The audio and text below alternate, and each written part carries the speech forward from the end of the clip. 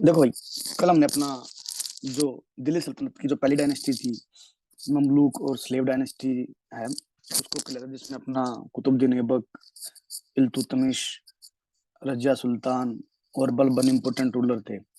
उसके बाद हमने जो मंगोल वेव थी, जो मतलब अपना इल्तुतमिश के टाइम से स्टार्ट होती हैं और वो कंटिन्यूड रहती है खिलजी के टाइम तक, वो हमने देखी थी। फिर उसके बाद हम देखते हैं कि एक डायनेस्टिक रिवॉल्यूशन होती है 1290 में, जब अपना जो उनके मिलिट्री जनरल होते हैं वो लास्ट रूलर को की असैसिनेशन कर देते हैं और अपना खलजी डायनेस्टी को स्टार्ट करते हैं। तो उसी कंटिन्यूटी में आज हम अपने दिल्ली सल्तनत का जो नेक्स्ट है उसको देखते हैं। तो जो टर्किश था अपना, जो हमने देखा था, उसका देखते हैं। अब खिलजी रिवॉल्यूशन थी और उससे जो रिलेटेड डेवलपमेंट्स हैं सारे आज वो करेंगे। तो देखो, बलबन एक पावरफुल रूलर थे। उसके बाद जब उनकी डेथ हुई ना, तो जो दिल्ली सल्तनत के जो मतलब कंसोलिडेशन के जो एफर्ट्स थे वो तो पूरे हो गए थे कि भाई जैसे एक एम्पायर में जो वो स्टेबिलिटी चाहिए थी वो आ गई थी। लेकिन जैसे एक स्ट्रॉन्ग रूलर की डेथ होती है ना, तो उसके बाद जो उनके जो रीजन में एक सेंस ऑफ कंफ्यूजन हो गई थी। जो नेक्स्ट रूलर थे वो इतने कॉम्पिटेंट नहीं थे और उसका ही फायदा उठाया अपना इनके नोबल्स ने। तो उनके रीजन देखते हैं कि भाई टर्किश नोबिलिटी के एफर्ट क्या कहते हैं अपना ये जो स्लेव्स डायनेस्टी थी इसको हटाने में। तो जैसे बलबन की डेथ हुई 1286 में, तो उनके जो बेटे थे ना, वो मंगोल इन्वेजन में उनकी डेथ हो गई थी। और फिर जो नोबिलिटी थी उन्होंने जो उनके दूसरे बेटे थे उनको बुलाया। तो जो ये अपने बुगरा खान थे उन्होंने प्रेफर किया कि वो बंगाल और बिहार वाले रीजन में रूल करेंगे। तो फिर जो इनका जो ग्रैंडसन थे कैकुबाद, उनको रूलर बनाया गया दिल्ली पे। और वो इतने कॉम्पिटेंट रूलर नहीं थे, काफी यंग भी थे और उनको एक्सपीरियंस भी नहीं था। तो उसके चलते जो नोबिलिटी थी उन्होंने मोनोपोली स्टेब्लिश कर ली थी हायर ऑफिशियल्स में। और जो नोबिलिटी थी उस टाइम की, उसमें भी जो अपना था स्लेव के टाइम पे, जो नॉन टर्किश जो अपने मुस्लिम थे और उसके अलावा जो इंडियन मुस्लिम थे वो भी नोबिलिटी में एडमिट कर लिए गए थे। बट दिक्कत क्या थी कि उनको ना सेम ट्रीटमेंट नहीं मिलता था। तो टर्किश नोबिलिटी अपने आप को सुपीरियर समझती थी और जो हायर ऑफिसर होते थे उनमें जब अगर किसी को लाने की कोशिश की जाती थी तो टर्किश नोबिलिटी अपोज करती थी। तो उसके चलते जो नॉन टर्किश नोबिलिटी थी ना, वो उनमें रिसेंटमेंट था। तो उसके चलते फिर उन्होंने क्या किया कि जो नॉन टर्किश नोबिलिटी में जो जलालुद्दीन खिलजी है ना, उन सब ने अपना जो ये जलालुद्दीन खिलजी का हमने देखा था कि नॉर्थ वेस्ट में जब ये थे, नॉर्थ वेस्ट में इन्होंने मंगोल उसको भी इन्वेजन था उसको भी रोका था। तो इन्होंने सोचा कि जो ये इनकम्पिटेंट रूलर हैं इनको हटाते हैं। और फिर जो ये था जलालुद्दीन खिलजी का जो रिबेलियन था, इसको जो नॉन टर्किश नोबिलिटी थी उसने सपोर्ट किया। और उसके चलते क्या हुआ कि जो खिलजी डायनेस्टी है वो एग्जिस्टेंस में आती है। तो जो जलालुद्दीन खिलजी का रिबेलियन था, ठीक है, और जो टर्किश नोबिलिटी थी खिलजी डायनेस्टी के एडवेंट के साथ ही वो खत्म हो जाती है। तो इनके जो खिलजी डायनेस्टी में पहले जो रूलर है ना, वो है जलालुद्दीन खिलजी, जिनका रूल स्टार्ट होता है 1290 में और खत्म होता है 1296 में। ठीक है। और जब ये अपना रूलर बनते हैं तो इनकी एज 70 ईयर होती है। तो ये ऑलरेडी अपना एज के डिक्लाइनिंग फेज पे चल रहे थे। तो उसके बाद हम देखते हैं कि जो जलालुद्दीन खिलजी की खास बात थी ना, वो उन्होंने ये एडमिनिस्ट्रेशन में प्रिंसिपल को फॉलो किया कि जिनको आप गवर्न कर रहे हो उनकी भी मर्जी होनी चाहिए गवर्नेंस में। तो उसके चलते क्या हुआ कि जो सोसाइटी में था, ये जो अलग जो अपने थे ना नोबल्स, उनको अभी क्या नाम है एक रिलेटिवली बेटर पोजीशन मिली। और जो सुल्तान जलालुद्दीन खिलजी थे उन्होंने सोचा कि भाई मतलब सोचा नहीं उन्होंने, ये जो इनका प्रिंसिपल था उसमें ये भी था कि भाई अगर किसी इसमें अपने जो गवर्निंग एरिया है इसमें इतने सारे हिंदूज भी रहते हैं, तो इस स्टेट को एक ट्रू इस्लामिक स्टेट बनाना भी सही नहीं रहेगा। तो ये उनकी पॉलिसी थी कि state should be willing, based on the willing support of the government, and the last the large majority of the people in India were Hindus. The state in India could not be a truly Islamic state. और जो ये अपने जलालुद्दीन थे, इन्होंने जो nobility थी उसको अपना गुडविल और टॉलरेंस की पॉलिसी से अपने फेवर में किया। तो उसके चलते क्या था कि जो इनके रिबेलियन को अपोज भी कर रहे थे, उनको जलालुद्दीन खिलजी ने बहुत ज्यादा अपना हार्श पनिशमेंट नहीं दी, और इनफैक्ट कईयों को रिवॉर्ड भी दिए ताकि वो उनके सपोर्ट से अपना एडमिनिस्ट्रेशन को कंटिन्यू रख पाए। ठीक है, प्लीज म्यूट कर लो, किसी का अनम्यूट है तो। जबकि जो इनके जो नेक्स्ट रूलर होंगे ना, अलाउद्दीन खिलजी, वो इस पॉलिसी को इतना ज्यादा फॉलो नहीं करेंगे, और वो जो अपना इनको अपोज करेंगे उनको ड्रास्टिक पनिशमेंट देंगे। तो इनको सक्सीड करते हैं अलाउद्दीन खिलजी, जो कि दिल्ली सल्तनत के अपन वन ऑफ द ग्रेटेस्ट बोले जाते हैं। तो ये थे इनके नेफ्यू और इनके सन इन लॉ थे। और जब ये जलालुद्दीन खिलजी रूलर बने थे, तो इन्होंने अलाउद्दीन खिलजी को आमिर तुजुक जो डिपार्टमेंट है वो दे रखा था। जो ये आमिर तुजुक होता है, ये होता है मास्टर ऑफ सेरेमनीज। ठीक है। और जब जलालुद्दीन ही के टाइम पे इन्होंने अपना दो एक्सपीडिशन लेके गए थे, ये विदिशा में गए थे 1292 में लेके, और वहां जब ये एक्सपीडिशन सही हो गया था, तो इनको जो है अपना अवध का इक्ता दिया गया था, उसके साथ साथ इनके पास करा का इक्ता भी था। दोनों ही अपना सेंट्रल यूपी में कानपुर के पास है, और ये अवध अपना रीजन में पता ही है कि लखनऊ और उसके आसपास का रीजन है। उसके बाद जो सुल्तान थे जलालुद्दीन खिलजी, उन्होंने अलाउद्दीन को अरीज मुमलिक भी बना दिया था, जो ये अपना मास्टर ऑफ वॉर होता है। और फिर 1294 में अलाउद्दीन एक्सपीडिशन लेके जाते हैं देवगिरी। ये देवगिरी का एक्सपीडिशन जब इन्होंने जीता था, तो उसके बाद अलाउद्दीन के जो एम्बिशन थे वो सुल्तान बनने के हो गए थे।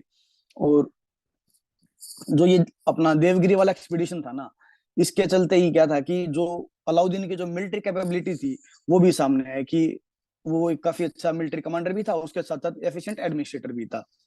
तो 1296 में जब वो अपना इनके जो अंकल होते हैं उनका मर्डर कर देता है, और अपने आप को सुल्तान का जो है खुद खिलजी डायनेस्टी के सुल्तान बन जाते हैं अलाउद्दीन खिलजी। तो अलाउद्दीन खिलजी का जो गवर्नेंस का जो पैटर्न था और जो बलबन का पैटर्न था, उनमें कुछ सिमिलरिटी है कि दोनों रूथलेस गवर्नेंस को वो करते थे। उनको जो अपोज करता था, तो ये एलिमिनेशन में बिलीव करते थे कि भाई इनको जो भी नोबिलिटी होगी उनको हार्श पनिशमेंट मिलेगी अगर कोई इनको अपोज करेगा तो। ठीक है। और जैसे अपना बलबन के टाइम पे हमने देखा था कि जो चहलगानी सिस्टम था उसको बलबन ने कर्व किया था, और सिमिलर तरीके से जो अपने अलाउद्दीन खिलजी हैं, उन्होंने जो उलेमा जो जो नोबल्स हैं उनकी पावर को भी कट कर दिया था। और जो एडमिनिस्ट्रेशन के जो डिसीजन की जो पावर है और जो अदर रिलेटेड जो डेवलपमेंट हुए, उसमें फिर जो सुल्तान का जो से था ना वो हाई हो गया था।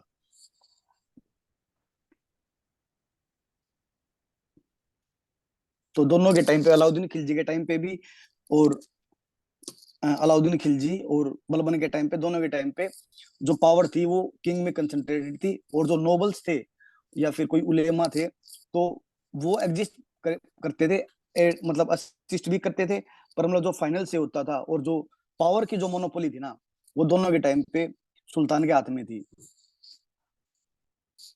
और जो अलाउद्दीन खिलजी का जो रूल है, इसके बारे में जो मैं मतलब इंफॉर्मेशन मिलती है, जो इनके कंटेम्प्रेरी जो राइटर हैं वो हैं बरानी। तो इनकी बुक थी तारीख फिरोज शाही। तो उसमें जो बरानी है वो लिखते हैं कि उस टाइम पे जो अपना सल्तनत के टाइम पे जो रिबेलियंस हो रहे थे, उनके जो चार रीजन अलाउद्दीन खिलजी को लगे, तो वो थे कि जो स्पाइस सिस्टम था वो इनएफिशिएंट था।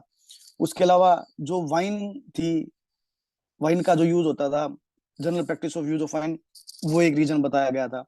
फिर उसके अलावा जो नोबल्स में सोशल गैदरिंग्स होती थी, या फिर जो सुल्तान के नॉलेज के बगैर उनकी मीटिंग्स और जो मैं अपना मैरिटल रिलेशन होते थे वो था। और जो कुछ जो नोबल्स थे उनके पास बहुत ज्यादा एक्सेस में वेल्थ होता था। तो ये एक रीजन था। तो इन चार रीजनों के चलते जो अलाउद्दीन है वो रेगुलेशन लेके आए और उनको इम्प्लीमेंट किया।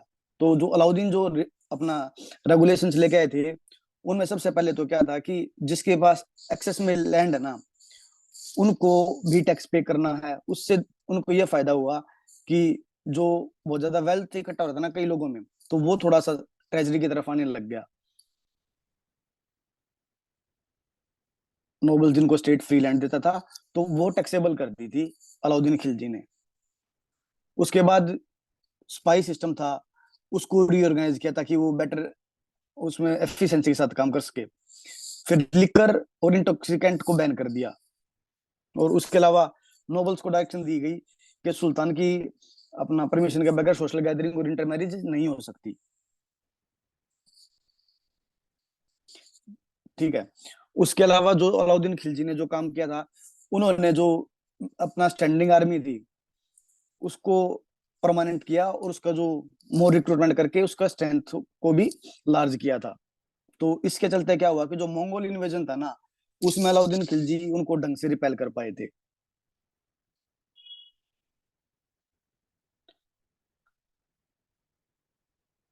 फिर देखते हैं कि जो अपना खिलजी डायनेस्टी का एक्सपेंशन का फेज था उस उसमें कैसे हुआ।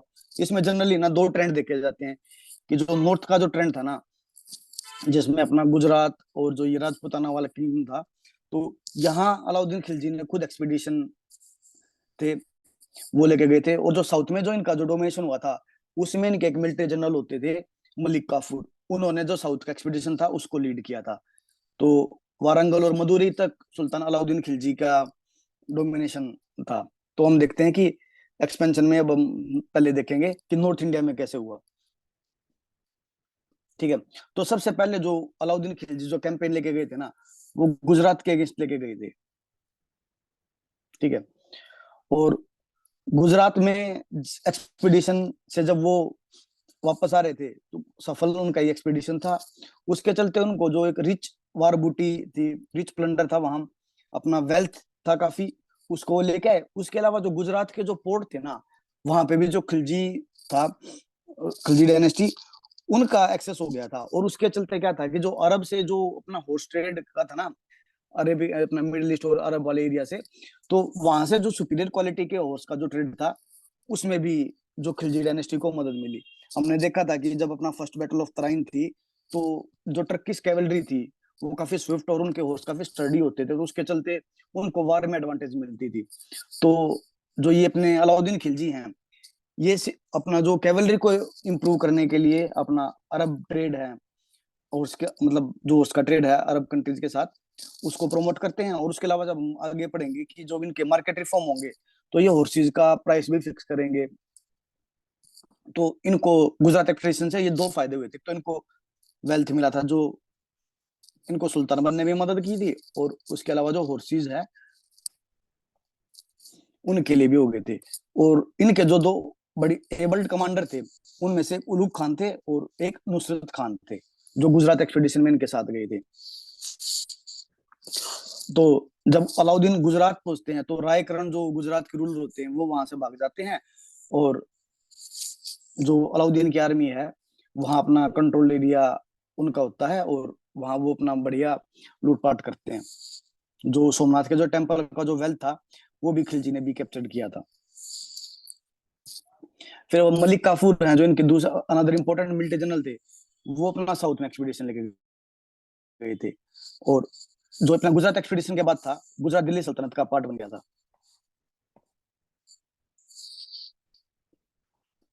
ठीक है। तो उसके बाद जो नेक्स्ट जो उन्होंने अलाउद्दीन खिलजी का जो फोकस्ड एरिया था वो था रणथंभौर। और जो रणथंभौर था वो राजपूताना जो प्राइड था उसमें एक बहुत इंपॉर्टेंट प्लेस होल्ड करता था। तो अगर रणथंभौर को कैप्चर कर लिया जाता तो राजपूताना मोराल था उसको काफी डाउन किया जा सकता था।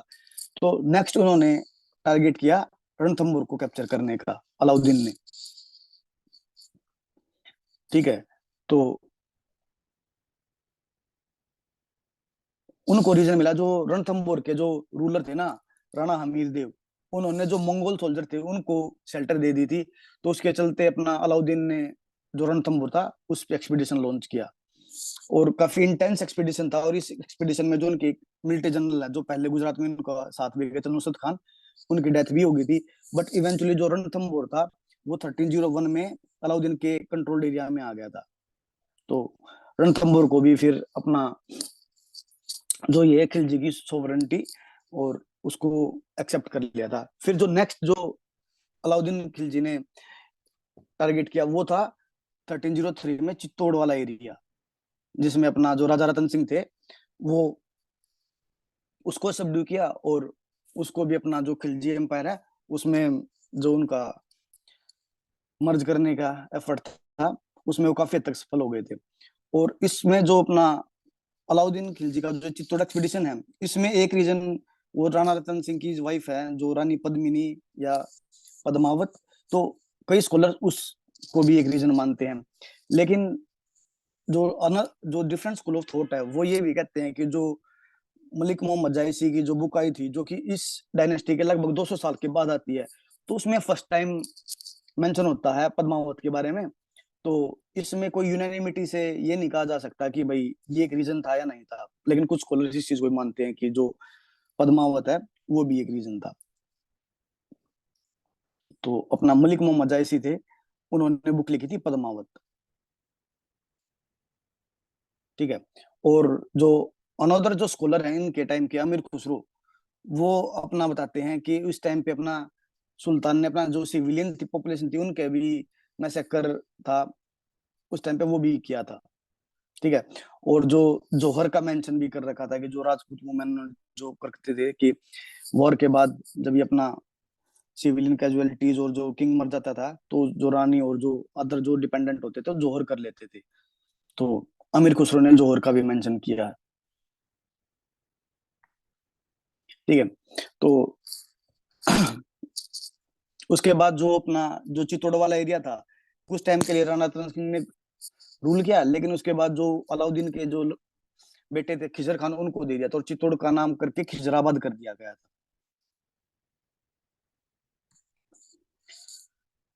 तो उसके बाद जो चित्तौड़ एक्सपेडिशन था उसी टाइम पे जो एक्सटर्नल थ्रेट था इंडिया में, जो मंगोल इन्वेजन था वो हो गया था। तो जो अपना अलाउद्दीन ने उस टाइम पे फिर फोकस किया दिल्ली को प्रोटेक्ट करने में और मंगोल्स को इंडिया से रिपेल करने में। उसके बाद जो इनका एक्सपेडिशन था 1305 में अपना खलजी आर्मी ने मालवा को कैप्चर किया, और इस एक्सपेडिशन को लीड किया था उनके मिलिट्री जनरल आइनुल मुल्क ने। और इस एक्सपेडिशन के चलते जो अपना मांडू धार और जो चंदेरी वाला एरिया था वो अपना अलाउद्दीन के कंट्रोल्ड एरिया में आ गया था। फिर 1311 में जो राजपूत किंगडम में अनदर इंपॉर्टेंट प्लेस था जालोर, उसको कैप्चर किया गया। और तो 1311 में जो राजपूताना का जो कंट्रोल मैक्सिमम जो एरिया था वो खिलजी डायनेस्टी के कंट्रोल में था। और अलाउद्दीन खिलजी के बारे में ये कहा जाता है कि अलाउद्दीन खिलजी जिन एरियाज को अपना कंट्रोल्ड एरिया में करते थे, जीतते थे, तो वो वहां अपना डायरेक्ट एडमिनिस्ट्रेशन नहीं करते थे, वो अपना वहीं के रूलर को दोबारा इंस्टॉल करते थे और उनको ट्रिब्यूट पे करने के लिए बोलते थे।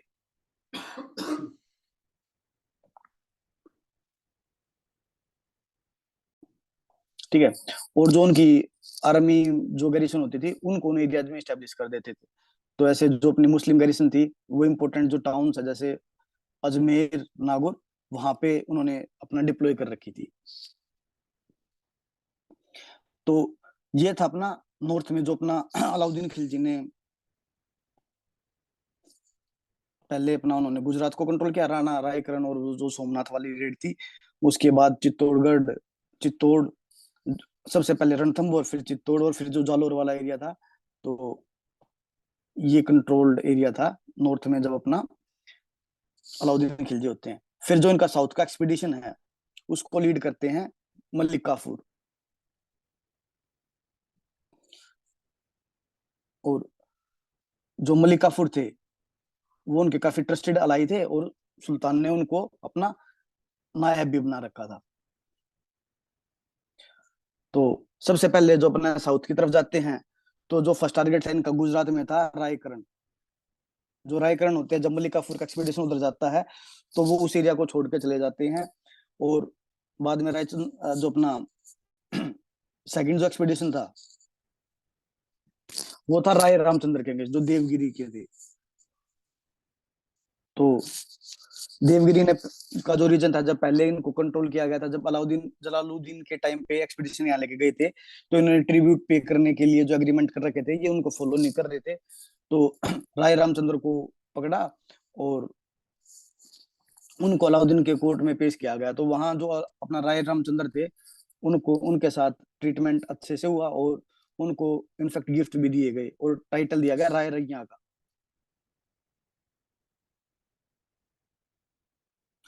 इसके पीछे मतलब जो स्टोरी थी ये थी कि अगर आपको साउथ में एक्सपीडिशन को कोई आपको वहां उस टाइम पे अलाई चाहिए, तो ये रोल राय रामचंद्र प्ले कर सकते थे। तो उसके चलते जो आर्स पनिशमेंट थी वो राय रामचंद्र को नहीं दी गई थी। और उसके अलावा जो राय रामचंद्र थे उनको गुजरात में एक डिस्ट्रिक्ट भी दी गई, और जो उनकी एक बेटी थी उनकी शादी अलाउद्दीन के साथ कर दी गई। फिर 1309 में अपना मलिक काफूर जाते हैं वारंगल वाले एरिया में, और जो उनका एक्सपीडिशन था वहां जो उस टाइम पे कंटेम्परेरी रूलर थे वो थे प्रताप रुद्रदेव, तेलंगाना वाले एरिया में। तो कई महीनों तक ये अपना सीज चलता रहा, और इवेंचुअली जो वारंगल के एरिया हैं उन्होंने मलिक काफूर के सामने अपना जो खिलजी सोवरेंटी है उसको स्वीकार कर लिया था। फिर वारंगल के बाद जो फोकस एरिया था मलिक काफूर का वो था द्वार समुद्रम और मालाबार वाला रीजन। तो वहां पे भी फिर जो रूलर थे वीर बलाल, ठीक है, तो उनको पता लग गया था कि मलिक काफूर को वो डिफीट नहीं कर सकते, तो उन्होंने ट्रिब्यूट के लिए एग्रीमेंट को मान लिया था। ठीक है। उसके बाद जो मालाबार वाले एरिया में जब खिलजी आर्मी पहुंची, तो उन्होंने जो चिदम्बरम टेम्पल है जो हमने देखा था पलवन डायनेस्टी के टाइम पे था, एक इम्पोर्टेंट काफी उसमें भी वेल्थ इकट्ठा था, तो उसको भी लूट के अपना जो ये मलिक काफूर की आर्मी है उसको लेके अपना खिलजी जो ट्रेजरी है उसमें ऐड किया। फिर उसके बाद हम देखते हैं कि अमीर खुसरो ने लिखा है इस एक्सपीडिशन के बारे में कि जब काफूर आए थे साउथ से वापस, तो उनके पास 512 हाथी थे, 7,000 घोड़े थे, और 500 मन जो है प्रीशियस स्टोन थे। और सुल्तान अलाउद्दीन खिलजी ने उनका जब ओनर में उनको नायब मलिक बनाया था एम्पायर का। ठीक है। तो अलाउद्दीन की डेथ के बाद जो है आने वाले 10 से 15 साल में जो खिलजी एम्पायर वो डिसइंटीग्रेट हो जाता है, और जो साउथ के जो किंगडम थे जहां उनकी खिलजी सोवरेंटी स्टैब्लिश हुई थी उसको वो खत्म भी हो जाती है, और जो इंडिपेंडेंट वो अपनी जो दोबारा से इंडिपेंडेंट को असर्ट करते हैं वो रीजन। तो ये हमने पहले भी डिस्कस किया था कि जो अलाउद्दीन खिलजी हैं वो डायरेक्ट एडमिनिस्ट्रेशन की बजाय जो ट्रिब्यूट है उनको टर्किश जो सॉरी जो अपना जो लोकल रूलर होते हैं उनसे अपना सोवरेंटी को एक्सेप्ट करवाते थे, और उनसे जो ट्रिब्यूट को लेके वो उनको रूल सौंप देते थे। तो डायरेक्ट एडमिनिस्ट्रेशन का जो आइडिया था वो अलाउद्दीन उसको नहीं मानते थे। ठीक है। तो इसमें जब हम देखते हैं कि अपना अलाउद्दीन खिलजी की डेथ के बाद जो अपना ये राय रामचंद्र थे इनका जो देवगिरी वाला जो रीजन था, उनके जो सक्सेसर होते हैं वो जो इनके पहले के एग्रीमेंट उनको नहीं मानते, और जो अपना दिल्ली से जो उनके जो फरमान थे उनको उस तरीके से इंपॉर्टेंस नहीं दी जाती थी। फिर जैसे जब ये हुआ कि राय रामचंद्र और इनके बेटों ने जब वो ट्रिब्यूट देने से मना कर दिया, तो मलिक काफूर वहां गए और रिबेलियन को दोबारा से सप्रेस किया, और थोड़े टाइम के लिए फिर से उस एरिया को अपने कंट्रोल्ड एरिया में ले लिया था। तो ये था अपना साउथ का एक्सपीडिशन जो अपना मेनली लीड किया था मलिक काफूर ने। उसके बाद हम देखते हैं कि जो अलाउद्दीन खिलजी के रिफॉर्म्स हैं वो, तो अलाउद्दीन खिलजी से पहले कुछ टाइम पहले जो एक स्ट्रॉन्ग जो सुल्तान थे वो बलबन थे। तो रिलेटिव जो उस टाइम पे रीजन में ना स्टेबिलिटी थी, तो उसके चलते क्या हुआ अलाउद्दीन खिलजी अपना इंटरनल रिफॉर्म्स पे फोकस कर पाते हैं। तो जो इंटरनल रिफॉर्म्स किए उन्होंने वो एडमिनिस्ट्रेशन में किए, आर्मी में किए, अपना एग्रीकल्चर में किए, और जो सिटीजन्स के वेलफेयर के लिए एफर्ट्स करने थे वो किए। तो मार्केट रिफॉर्म जो अपना अलाउद्दीन के रिफॉर्म्स का एक सेंट्रल जो इम्पोर्टेंट एरिया ना वो है। उसमें इन्होंने जो प्राइस थे उनको रेगुलेट किया, और स्पेशली फूड ग्रेन्स के जो प्राइस थे उनके उनको काफी लो रखा गया था। तो जो ये मार्केट रिफॉर्म है उनके पीछे का जो फिलोसफी थी वो ये थी कि जो आर्मी है, आर्मी में जो सैलरी होती थी उस टाइम पे उतनी ज्यादा नहीं होती थी, और जो अगर फूड ग्रेन की भी बहुत ज्यादा कॉस्टली हो जाएंगे तो आर्मी रिबेल कर सकती है। और जो सिविलियंस है वो हाई फूड प्राइस में भी सिविलियंस को भी रिबेलियन सिविलियन भी रिबेलियन करेंगे। तो जो अपना फूड ग्रेन्स थे उनके जो प्राइसेस थे वो काफी कम रखे गए थे, तो उससे जो सिटीजन की सपोर्ट थी वो भी मिली थी, और जो आर्मी थी उन्होंने भी रिबेल नहीं किया था। ठीक है। और उस टाइम पे जो एक्सटर्नल थ्रेट था मंगोल इन्वेजन का था, जिसके चलते जो आर्मी का मोरल था वो काफी हाई रखना था और आर्मी को स्टेबल भी रखना था। तो ये पर्पज भी अपना जो चीप सिविलियंस थे अपना उनके चलते पूरा हो गया था। फिर हम देखते हैं कि जो प्राइस कंट्रोल के जो एफर्ट थे अलाउद्दीन खिलजी के, उसमें जो अलाउद्दीन खिलजी ने 3 मार्केट अलग अलग बनाई थी। एक तो थी ग्रीन मार्केट जिसको अपना मंडी बोलते थे, एक बनाई थी क्लोथ मार्केट सारा दल, और एक जो अपनी मार्केट थी हमने पहले डिस्कस किया था market for horses slave and kettles. और जो ग्रेन मार्केट था ना इसमें जो पीजेंट होते थे वो अपना प्रोडक्ट को बेचते थे बंजाराज को, और जो बंजारा होते थे वो उनको कैरी करते थे जो अपना मार्केट होती थी उसमें लो प्राइस पे वो सेल करते थे बंजाराज को, और बंजारा उनको कैरी करते थे मार्केट में, और जहां उनको फिक्स प्राइस पे सेल किया जाता था। और होर्डिंग को अवॉइड करने के जो एफर्ट थे उसमें क्या था कि जो बंजारा थे ना जो कैरी करके लेके आते थे उनको रजिस्टर किया किया गया था, और उनके जो एजेंट्स थे और उनकी जो फैमिली थी उनको कलेक्टिव रिस्पॉन्सिबल कहा गया था कि अगर यहाँ से कोई गड़बड़ होगी तो आप लोग भी रिस्पॉन्सिबल होंगे। तो उसके चलते क्या था कि होर्डिंग भी नहीं होती थी, और जो लो प्राइस पे खरीदा गया था और जो मार्केट में जो सेलिंग प्राइस था वो भी लो ही होता था। और कंटिजेंसी को टैकल करने के लिए जो सुल्तान था उन्होंने अपना वेयर हाउस और जो स्टॉक है अपना सीरियल्स का वो भी अपना डेवलप करवाया था। उसके चलते क्या था कि जो फेमेन जैसी कंडीशन होती थी तो उस टाइम पे भी जो प्राइस थे उनको कंट्रोल किया जा सकता था ये वेयर हाउस के, और जो अपना जो फूड ग्रेन स्टोर कर रखे हैं उनकी हेल्प से। फिर अगर कोई जो शॉपकीपर हैं अगर वो प्राइस को मैनिपुलेट कर रहे हैं और ज्यादा हाई उस पर बेच रहे हैं तो उनको कंट्रोल करने के लिए जो अपना सुल्तान अलाउद्दीन खिलजी थे उन्होंने मार्केट में स्पाइस थे उनको अपना डिप्लॉय कर रखा था। तो जो मार्केट के जो हर डेवलपमेंट होती थी ना उनसे सुल्तान अपना परमानेंटली इन टच रहता था, और उनके बारे में अवेयर भी रहते थे कि भाई ये है। और अगर कोई अपना शॉपकीपर इस तरीके की एक्टिविटीज करता मिल जाता था तो उसको हार्श पनिशमेंट मिल जाती, उस पर फाइन भी लगा जाता था, उसको कैपिटल से बाहर भी कर दिया जाता था, और उसको इम्प्रिजनमेंट भी जो था वहां पे भेज दिया जाता था।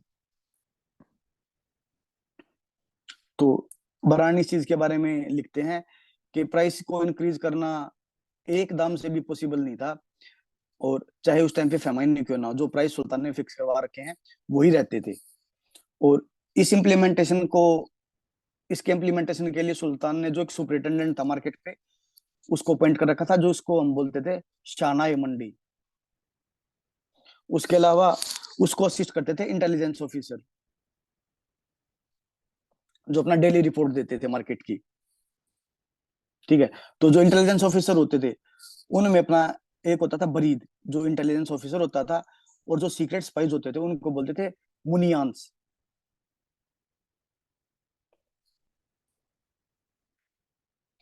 ठीक है। फिर ये अपना जो पनिशमेंट का जो प्रोविजन है मैंने अभी जो डिस्कस किया था कि फाइन भी होता था इम्प्रिजनमेंट भी होती थी एक्सपल्सन भी हो जाता था। ठीक है।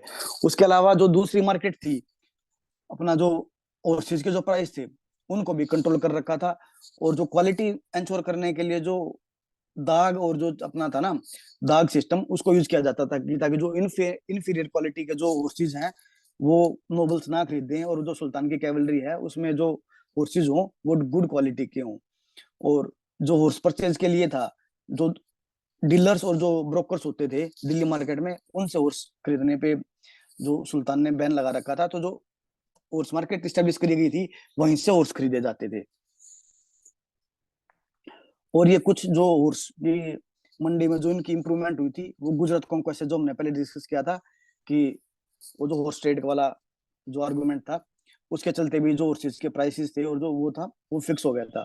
तो जो फर्स्ट ग्रेड हॉर्स होता था उसकी जो प्राइस थी 100 से 120 टन का फिक्स कर रखी थी। और जो अपना पोनी होता था तो उसकी जो प्राइस थे 10 से 25 टन का और होती थी।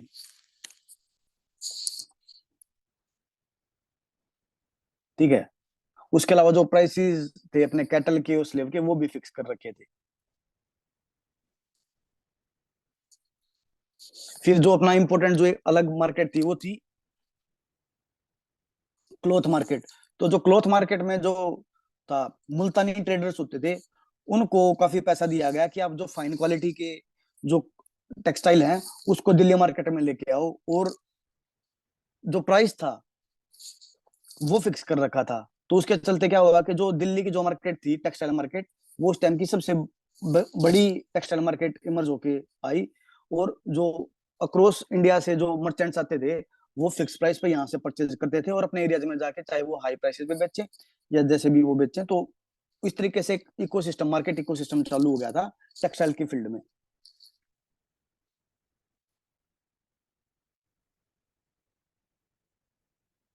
ठीक है। तो उसके बाद जो था, अलाउद्दीन ने जो रेवेन्यू सिस्टम में जो रिफॉर्म किए थे, अलाउद्दीन जो लैंड रेवेन्यू था उनको कैश में लेते थे उनके टाइम पे, और जो अलाउद्दीन है अपनी जो मिलिट्री थी उनको भी कैश में ही पेमेंट करते थे। और ये जो कैश में मिलिट्री को पेमेंट करने वाले अलाउद्दीन फर्स्ट सुल्तान थे।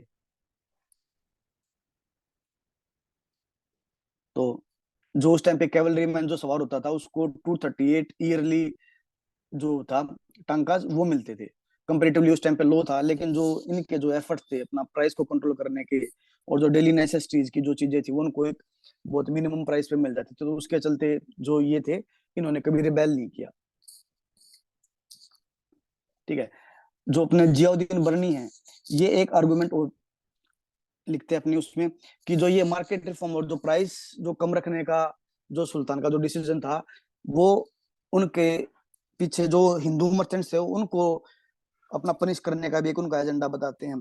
परंतु एक जो अपना काउंटर आर्गुमेंट है उसमें हम ये भी देखते हैं कि जो जैसे जो मुल्तानी जो मुस्लिम थे ना और जो खुरसानी थे वो भी मर्चेंट क्लास होती थी। तो उसके बारे में बरानी ऐसा कुछ नहीं लिखते हैं। तो इस आर्गुमेंट पे कोई बहुत ज्यादा ऐसे रिलाई नहीं किया जा सकता कि भाई जो ये मार्केट रिफॉर्म से सुल्तान के ये हिंदूज पे को जो पनिश करने का था उस पे टारगेटेड थे। तो जो अपना ये कि जो हिंदू जो ट्रेडर्स थे वो ज्यादा थे, और उसके बाद वो जो प्रॉफिटेरिंग करते थे फूड ग्रेन्स की, तो उसके चलते सुल्तान उनको पनिश करना चाहता था। बट जो अपने वेस्ट की साइड में, सेंट्रल एशिया की साइड में जो अपने ट्रेडर्स थे वो खुरसानी मुस्लिम थे और मुल्तानी थे। तो इसके बारे में जो ब्रानी का आर्गुमेंट है वो फिट नहीं बैठता।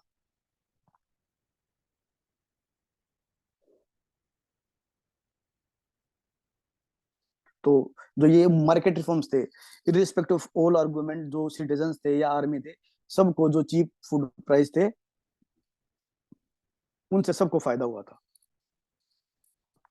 फिर जो अगले जो हम सुल्तान अलाउद्दीन खिलजी के रिफॉर्म देखते हैं वो है उनके एग्रेरियन रिफॉर्म। तो एग्रेरियन रिफॉर्म में उन्होंने अपना जो है लैंड जो रेवेन्यू था उसको सस्टेन करने के लिए लैंड मेजरमेंट का जो प्रोसेस था उसको अपना अपनाया था। और लैंड असेसमेंट के बेसिस पे ही लैंड रेवेन्यू को फिक्स किया जाता था कि कौन कितना पे करेगा। उसके चलते क्या हुआ कि जो अपना जो रिच जो लैंड ओनर थे और जो पुअर जो लैंड ओनर थे सबको टैक्स पे करना पड़ता था। और जो पुअर जो थे उनका जो जो कभी कभी ऐसा होता था ना कि जो अपना रिच अपना जो टैक्स बर्डन है उनसे ज्यादा डिमांड करते थे, तो वो खत्म हो गया। तो लैंड जिसके पास जितनी थी उसके हिसाब से टैक्स फिक्स कर दिया था लैंड रेवेन्यू, जिससे अपना सस्टेन हुआ अलाउद्दीन के टाइम पे। और जो इस तरीके के जो लैंड असेसमेंट के जो रोल प्ले करते थे वो ऑफिशियल थे खुद और मुकद्दम, जो अपना रूरल एरियाज में होते थे। ठीक है, तो जो खुद और मुकद्दम होते थे, बड़े लैंडलॉर्ड होते थे, और ये भी जो अदर्स जो जो कॉमन सिटीजन थे उनकी तरह टैक्स पे करते थे। ठीक है, तो और इस प्रोसेस को ऑनेस्ट मतलब के को जो कंट्रोल करते थे वो होते थे आमिल्स, लैंड रेवेन्यू और लैंड असेसमेंट को। तो वो भी मेंटेन किया गया कि जो आमिल्स हो वो ऑनेस्ट हो, ताकि जो रेवेन्यू है वो अनकंट्रोल्ड स्टेट ट्रेजरी को फ्लो करे। उसके अलावा जो ये अपना थे इसमें ऑडिट सर होता चौधरी था। भी होते थे अमिल के साथ सर। हाँ, वो जैसे अब हम अगला देखेंगे ना हम्म। कि मुगल के टाइम पे अमील को रिप्लेस करेंगे चौधरी, ये ऐसे जब एडमिनिस्ट्रेटिव वो देखेंगे ना, दोनों सेम ही है, अमील चौधरी मुकद्दम सबके सेम ही काम आएंगे। क्योंकि मुकद्दम और ये विलेज लेवल पे थे, वो तहसील लेवल पे थे सर, परगना मतलब जो होता है। हाँ हाँ, तो अभी जब एडमिनिस्ट्रेशन का हम देखेंगे ना, तो उसमें हम देखेंगे कि भाई सरकार में कौन थे, प्रोविंस लेवल पे कौन थे, डिस्ट्रिक्ट जो ये थे ना, वहां आ जाएंगे अपना ये खुद मुकद्दम अमील चौधरी। जो विलेज लेवल पे है ना, यहाँ खुद मुकद्दम है, और जो परगना लेवल है, जो तहसील लेवल है, वहां अपना चौधरी और आमिल। जो यस सर। और इस टाइम पे जो बड़े लैंड होते थे, जो अर्बन एरियाज में होते थे, तो उनको हम अमील और चौधरी बोलते थे।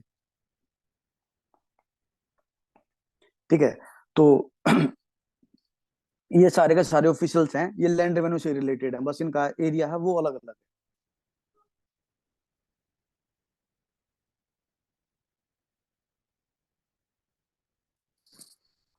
तो जो लैंड असेसमेंट के जो मेजर थे ना, इनमें भी बर्नी बोलते हैं कि ये हिंदू लैंड लॉर्ड थे, उन पे भी टारगेटेड थे। बट असल में जो ये लैंड के जो ये असेसमेंट का और जो टैक्स वाला जो सिस्टम था ना, जो प्रिविलेज क्लास थी, जिसमें हिंदू भी होते थे और जो मुस्लिम भी होते थे, जिनके पास ज्यादा लैंड थी, ये उन पे टारगेटेड थे।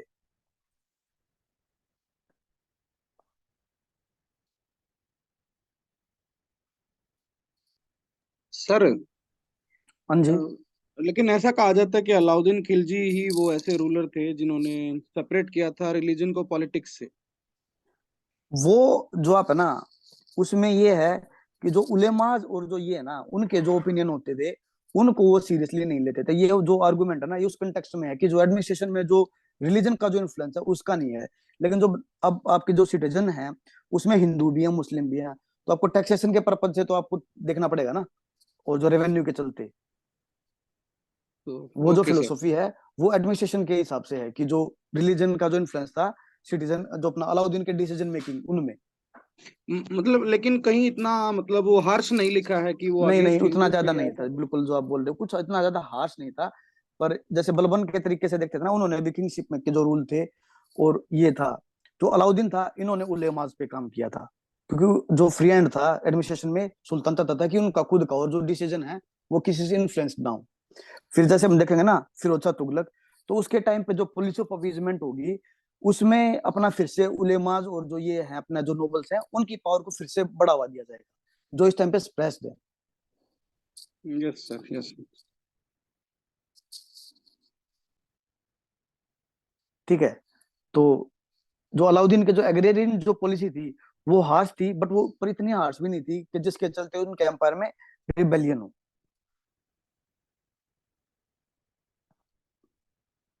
ठीक है, और जो मार्केट रिफॉर्म्स और जो एग्रेरियन रिफॉर्म्स किया ना, उसके चलते क्या हुआ कि जो लैंड जो अपना रेवेन्यू था वो सस्टेन हुआ, और अलाउद्दीन उसके चलते एक स्टैंडिंग आर्मी को अपना डिप्लॉय कर पाया, जिसके चलते जो मंगोल थ्रेट था ना वो भी अपना इंडिया से रिपेल किया गया।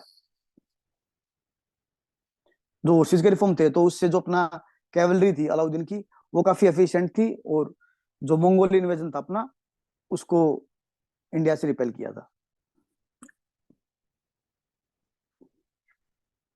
ठीक है, और जो ये एग्रेरियन जो इनके रिफॉर्म्स थे, इनको ही अपना फिर मॉडिफाइड फॉर्म में जो अपना सुल्तान अपना जो ये उस टाइम पे जो शेरशाह सूरी आएंगे वो, और फिर मुगल एम्परर मुगल बादशाह अपना जो अकबर हैं, वो भी इनसे इंस्पायर्ड होके और एग्रेरियन रिफॉर्म को परस्यू करेंगे।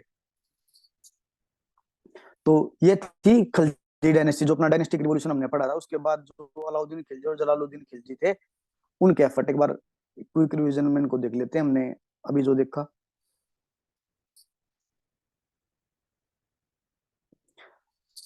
तो देखो जो वीक सक्सेसर थे बलबन के, उनको रिप्लेस करके जो डायनेस्टी रूल करने के लिए आई वो थी जलालुद्दीन खिलजी। और जो जलालुद्दीन खिलजी था उनको दो सपोर्ट अवेलेबल थे। तो जो नॉन टर्किश नोबिलिटी थी उन्होंने सपोर्ट किया था, और जो इंडियन मुस्लिम थे जो एडमिनिस्ट्रेशन में जिनकी एंट्री हो रही थी वो भी इनके रिबेलियन को सपोर्ट करते हैं। और उसके चलते अपना जो जलालुद्दीन खिलजी हैं वो खिलजी डायनेस्टी की स्टेब्लिशमेंट करते हैं। और उसके बाद जो जलालुद्दीन खिलजी हैं उनका ये था कि जो जिनको आप गवर्न कर रहे हो उनका भी से होना चाहिए एडमिनिस्ट्रेशन में, और इस्लामिक ट्रूली इस्लामिक स्टेट ये नहीं बन सकता।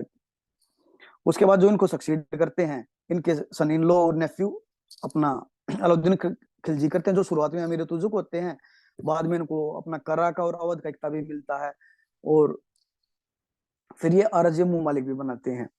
और उसके बाद जो अपना इनके गुजरात एक्सपीडिशन थे, उसके बाद क्या बोलते हैं 1296 में ये अलाउद्दीन खिलजी अपना दिल्ली के सुल्तान बनते हैं, और ये अपना नोबल्स और उलेमाज की पावर है उनको कब करते हैं। फिर जो इनके जो मार्केट रिफॉर्म्स और एडमिनिस्ट्रेटिव रिफॉर्म्स के जो चार रीजन हैं उनको मेंशन करते हैं तारीख फिरोज शाही बुक में बर्नी। और तो उसके जो रीजन बताए गए थे वो थे कि भाई स्पाइस सिस्टम एफिशिएंट नहीं था, वाइन का यूज होता था, स्पेशल जो अपना जो ये इनके सोशल जो रिलेशन थे नोबल्स के दूसरे के साथ, और जो बहुत ज्यादा वेल्थ था कुछ नोबल्स के पास वो था। तो इनको रेगुलेट करते हैं सुल्तान अलाउद्दीन खिलजी। तो उसके चलते क्या होता है कि जो फ्रीलैंड थी जो नोबल्स को दे रखी थी उनसे ये टैक्स लेते हैं, वाइन और इंटॉक्सिकेंट सब्सटेंस उन पे बैन लगाते हैं, जो सोशल गैदरिंग और अपना जो नोबल्स के जो मैरिटल रिलेशन होते थे उनके लिए परमिशन लेनी पड़ती थी, और स्पाइस सिस्टम को करते हैं। फिर हम देखते हैं कि अपना एक्सपेंशन करते हैं नॉर्थ में, जो अलाउद्दीन ने खुद एक्सपीडिशन लॉन्च करते हैं गुजरात वाले एरिया में, फिर रणथंभौर में, फिर चित्तौड़ में, फिर जालोर में। और साउथ में जो इनका एक्सपीडिशन है उनको अपना लीड करते हैं मलिक काफूर। नॉर्थ के एक्सपीडिशन में इनके जो दो इंपॉर्टेंट जो मिलिट्री जनरल थे नुसरत और अपना उलूग खान। और आमिर खुसरो अपने बुक में उस टाइम पे जो कंटेम्प्रेरी जो सोशल जो ये थे जैसे प्रैक्टिस जैसे जोहर की है तो उसके बारे में मेंशन किया गया है। और फिर हम देखते हैं मलिक मोहम्मद जैसी की हमने बुक का नाम पढ़ा था पद्मावत, जिसका अपना जो अलाउद्दीन और रानी जो पद्मिनी थी उनके बारे में जो कंटेंट है ये अपना पद्मावत बुक है मलिक मोहम्मद जैसी की, उससे था। फिर अपना मालवा पे कंट्रोल होता है, और 1311 में जो अपना जालोर के कत्ल के साथ जो राजपुताना है उन पे जो खिलजी है उनका रूल स्टेब्लिश हो जाता है। फिर हम साउथ में देखते हैं कि साउथ में गुजरात से स्टार्ट होता है, पहले रायकरण रायकरण, फिर उसके बाद राय रामचंद्र, उसके बाद जो अपना वीर बलाल और प्रताप रुद्र देवा, और फिर अपना जो चिदम्बरम टेम्पल पे जो अपना इनका एक्सपीडिशन था वो साउथ वाले एरिया में मालाबार एरिया में, वो तो उसके चलते जो अपना डीप साउथ तक अलाउद्दीन का जो रूल है वो एक्सपेंड होता है। फिर जो अलाउद्दीन थे वो अपना डायरेक्ट एडमिनिस्ट्रेशन नहीं करते थे, वो रूलर को इंस्टॉल करते थे और वहां से उनसे ट्रिब्यूट लेते थे। और जो इनके रिफॉर्म्स थे वो हम देखते हैं कि मार्केट रिफॉर्म्स, एग्रेरियन रिफॉर्म्स। और मार्केट रिफॉर्म में भी हमने तीन देखे थे कि भाई अपना फूड ग्रेन्स के जो प्राइसेस थे उनके पीछे क्या पर्पस था और उनको कैसे कंट्रोल किया गया, किस तरीके से जो अपना ऑफिशियल्स थे शानाए मंडी, बरीद और इन सब का यूज किया गया, और जो बंजारा थे लेके आते थे रजिस्टर्ड होते थे। फिर उसके बाद हमने देखा कि जो स्लेव्स हैं उनकी और जो कैटल है उनकी मार्केट होती थी। फिर हमने देखा कि अपना जो टेक्सटाइल की मार्केट थी जिसमें अपना मुल्तानी जो मर्चेंट थे उनको एडवांस दिया गया था कि फाइन क्वालिटी की अपना जो क्लोथ लेके आओ, और प्राइस फिक्स किया जाता था, जिसके चलते दोनों तरीके के जो लोकल अपने पीपल थे वो भी दिल्ली में अपना फिक्स प्राइस पे खरीदते थे, और जो मर्चेंट क्लास होती थी वो भी दिल्ली आके अपना फिक्स खरीदती थी और अपना अदर एरियाज में जाके हाई प्राइसेस पे वो बेचते थे। तो उसके चलते क्या हुआ कि सिटीजन्स ने रिबेल नहीं किया और जो आर्मी थी उन्होंने रिबेल नहीं किया। और लैंड रेवेन्यू देखते हैं हम, लैंड रेवेन्यू के चलते क्या हुआ कि सस्टेन्ड अपना जो इनकम थी वो मेंटेन रही सुल्तान को, और उसके चलते वो अपना एक ह्यूज स्टैंडिंग आर्मी थी उसको डिप्लॉय कर पाए और जो मंगोल थ्रेट था उसको कम किया। उसके अलावा जब हम लैंड रेवेन्यू के में देखते थे तो खुद मुकुद्दम आमिल और इन सब का मेंशन होता है, जो कि अपना रेवेन्यू से एसोसिएटेड पर्सन थे अलग अलग लेवल पे, कि विलेज लेवल पे, परगना लेवल पे, और ये सब।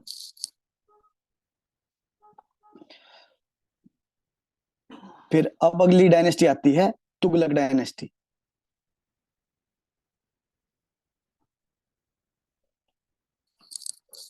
तो जो तुगलक डायनेस्टी के जो फाउंडर हैं वो गाजी मलिक हैं, और उन्होंने जब रूल स्टार्ट किया तो उन्होंने जो नाम लिया था गयासुद्दीन तुगलक का लिया था। 1320 में ये डायनेस्टी स्टार्ट हुई थी और 1412 तक इस डायनेस्टी ने रूल किया था।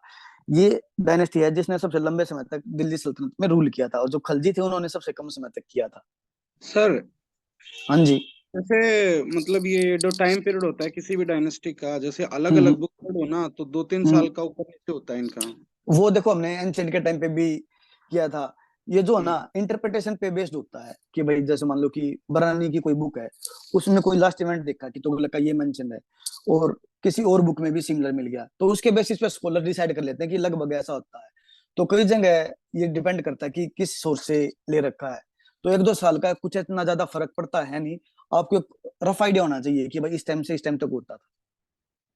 क्योंकि कई बार सर वो एग्जैक्ट क्वेश्चन पूछ लेता है कि गुप्ता पीरियड कब स्टार्ट हुआ, किस एडी से स्टार्ट हुआ, ये या ये ऐसा क्वेश्चन डायरेक्ट तो मतलब गुप्ताज के बारे में तो मोस्टली कहा जाता है कि 319 एडी में स्टार्ट हो गया तीन था। सौ उन्नीस थे सर, कई 319, हाँ 321, 322 ऐसे हाँ दे देता हाँ है। हाँ हाँ हाँ।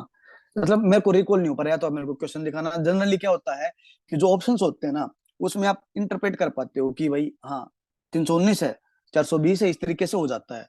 और वो जो क्वेश्चन होते थे वो बहुत क्लोज कॉल वाले, वो तो मतलब मेरे सामने तो नहीं आए थे। अब आप मेरे को या विनय सर को क्वेश्चन फॉरवर्ड कर देना, तो एक बार देख के बता देंगे।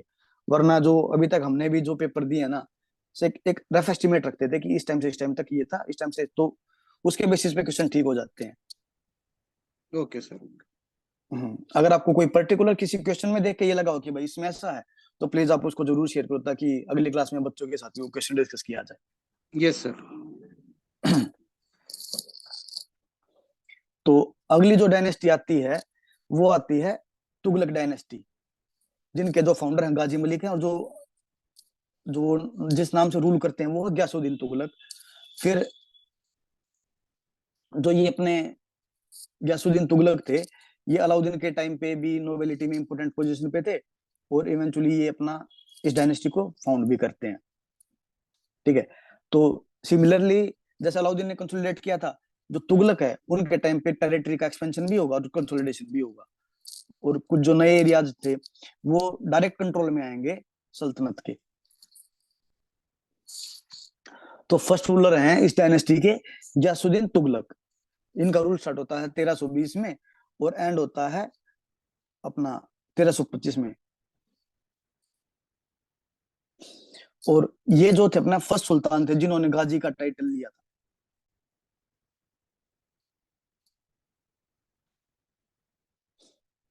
तो गाजी का मतलब होता है स्लेयर इनफिडेल, जो अपना क्राउन है और जो सुल्तान है उनके लिए अगर कोई फिडेलिटी नहीं रखता है, कोई वफादार नहीं है, तो ये उनको अपना स्लेक उनको अपना पनिशमेंट देते थे, उनको एग्जीक्यूट कर देते थे। तो ये था अपना गाजी, जो फर्स्ट टाइटल इन्होंने लिया था गयासुद्दीन तुगलक ने।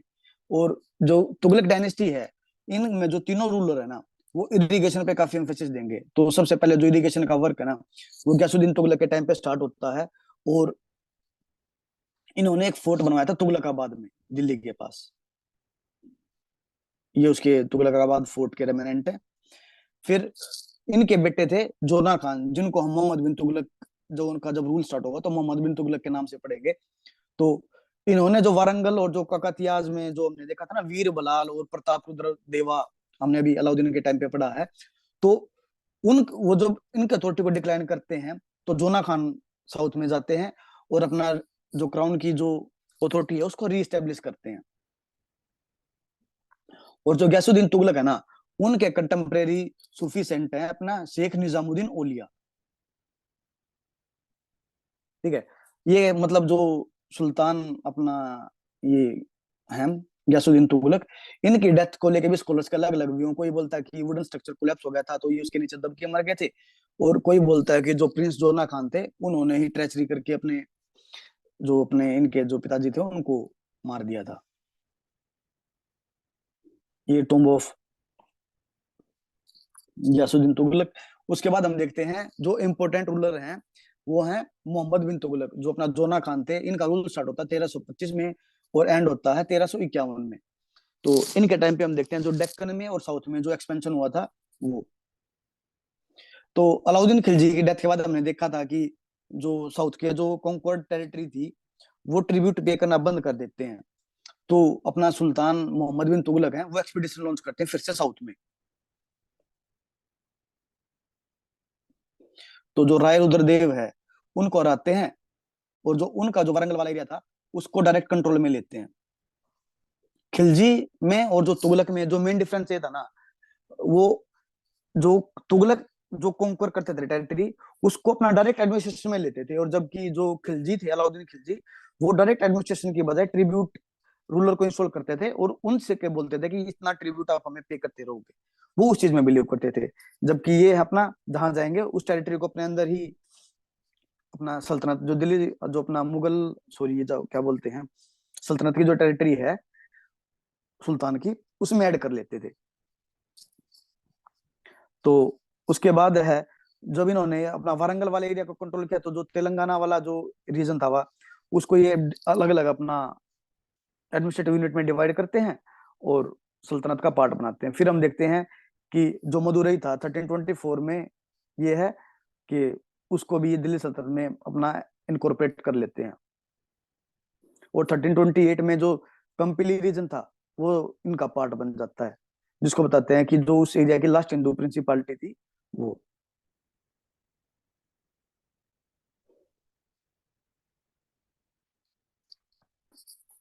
फिर जो अपना मोहम्मद बिन तुगलक हैं वो अपना कुछ टाइम के लिए कैपिटल को ट्रांसफर करते हैं दिल्ली से देवगिरी की तरफ, और उसका नाम चेंज करके देवगिरी को लिख देते हैं अपना दौलताबाद।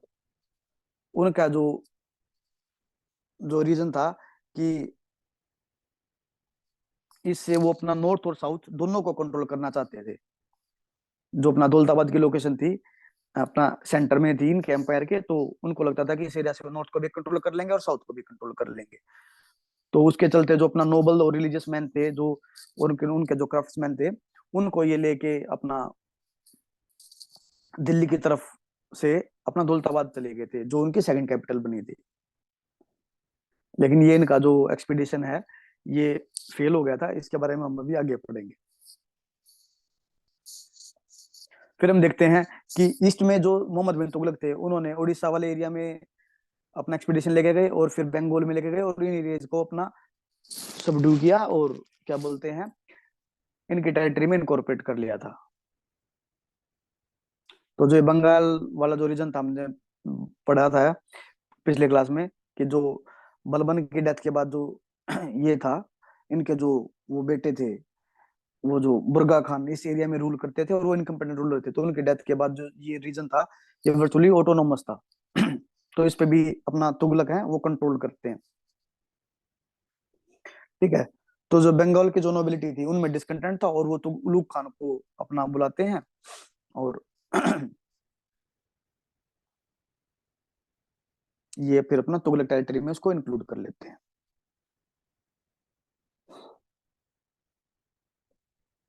उसके बाद जो इनके हैं ये अपना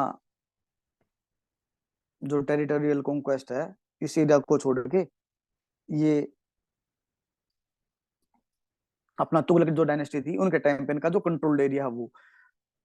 उसके बाद जो अपना मुगल एम्पायर आएगा ना, अकबर और फिर औरंगजेब, तो इतना कंट्रोल्ड एरिया फिर उन डायनेस्टी के टाइम पे देखा जाएगा जब अपना ये महानदी वाला रीजन है ये भी अपना मुगल जो सोवरेंटी है उसके अंडर आ जाएगा।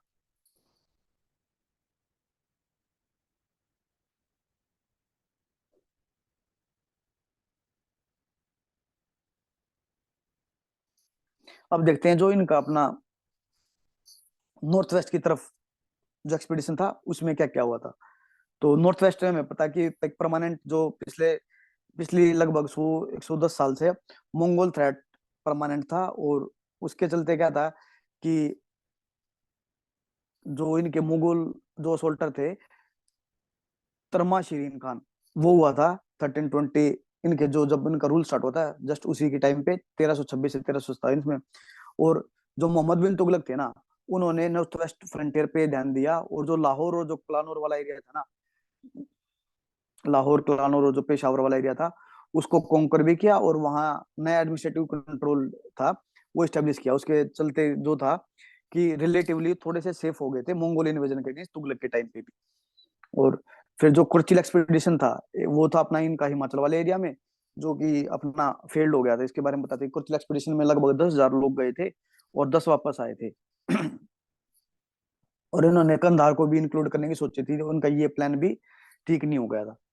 तो उसके बाद हम देखते हैं कि जो मोहम्मद बिन तुगलक हैं, उनका जो रूल था, उनके टाइम पे इन्होंने कुछ स्टेप लिए, और इनकी किस्मत ऐसी थी कि ये जो भी ये स्टेप लेते थे वो फेल ही होता था।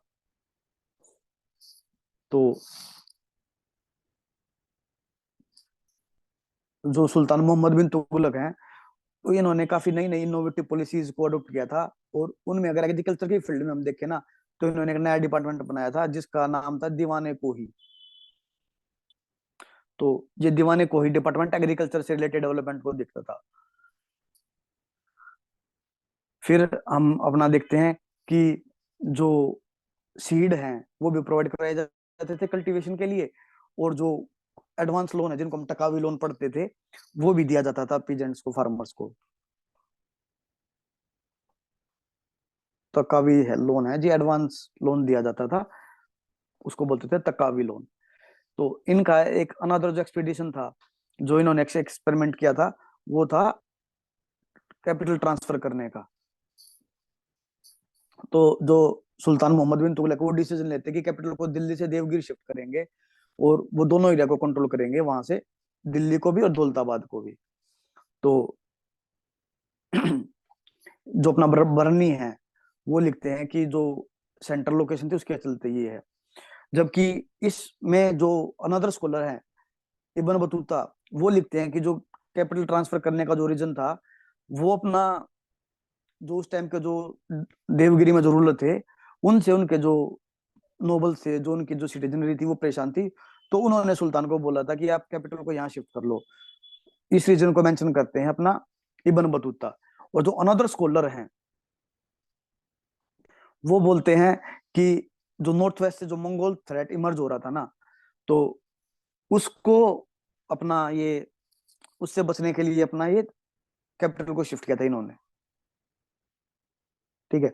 और इसके भी ये रीजन ये दिया जाता है कि जो मेनली जो स्कॉलर वो करते हैं कि इनका जो आइडिया था कि वो दौलताबाद से अपना कंट्रोल करेंगे नॉर्थ को भी और साउथ को भी।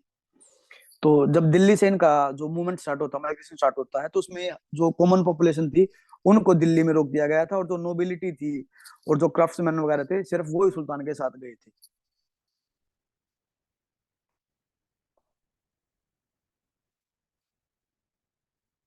तो इसका जो जो माइग्रेशन की जो जर्नी थी, उसके चलते जो सुल्तान ने अपना जो माइग्रेशन का जो रूट था उस पे रेस्ट हाउस पे बनवाए थे।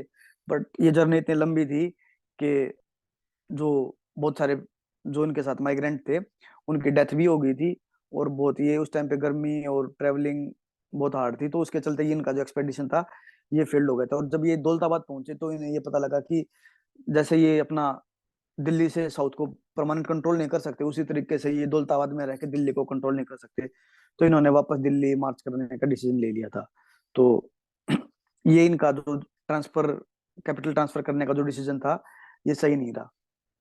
बट इसके चलते एक जो ठीक हुआ कि जो नॉर्थ और साउथ के बीच में ना सोशो कल्चरल और इकोनॉमिक इंटरेक्शन है वो बढ़ गया था, और जो ये जो लिंकेज है ये डेवलप हुई थी।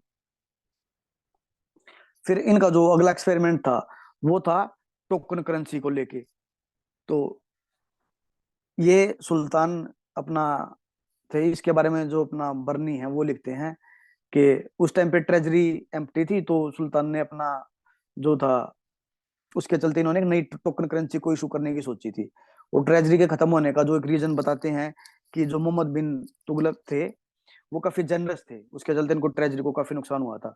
और जो कुछ अनदर जो स्कॉलर हैं, वो एक डिबेट और भी करते हैं कि उस टाइम पे जो कंटेम्प्रेरी एम्पायर थे, हर एम्पायर में जो था सिल्वर की शॉर्टेज थी, और उसको अवॉइड करने के लिए जो नई टोकन करेंसी है वो स्टेब्लिश करी गई थी। तो मोहम्मद बिन तुगलक ने जो कॉपर के कॉइन स्टेब्लिश करे उनका नाम होता था जितल, और जो सिल्वर के कॉइन होते थे उनका नाम होता था टंका। ठीक है।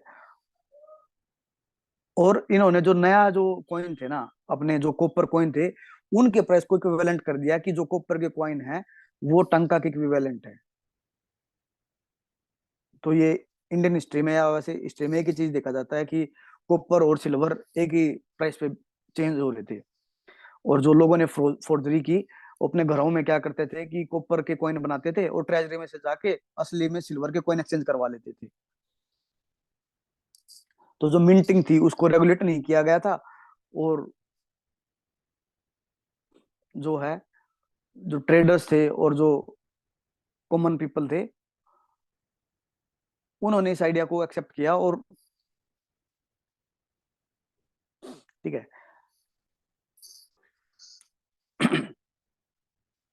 तो ये वाला आर्गुमेंट है कि अपना जो प्रॉपर प्रिकॉशन लिए गए थे, और जो करेंसी थी उसमें काफी फोर्जरी भी हुई थी, और पीपल ने अपना घरों में मिंटिंग कर करके ट्रेजरी को काफी नुकसान पहुंचाया था।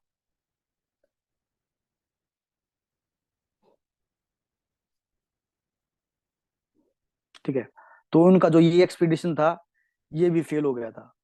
लेकिन जो अपना मोरक्कन जो ट्रैवलर है इब्न बतूता, वो बोलते कि इनके दोनों एक्सपेरिमेंट फेल तो हो गए थे, लेकिन उतना ज्यादा सुल्तान को अपना कोई बहुत ज्यादा हार्मफुल इफेक्ट नहीं हुआ था इन इफेक्ट्स के चलते, जो एक्सपेरिमेंट थे इनके चलते। इसको मेंशन करते हैं इब्न बतूता। तो जो कॉपर करेंसी का आइडिया था फिर इन्होंने अपना डिस्कार्ड कर दिया। और बताया जाता है कि इनके जो महल था उनके बाहर जो ये अपने कॉपर के जो कॉइन थे जितल, उनका ढेर लगा था जो कि सालों तक वहीं पड़े रहे थे।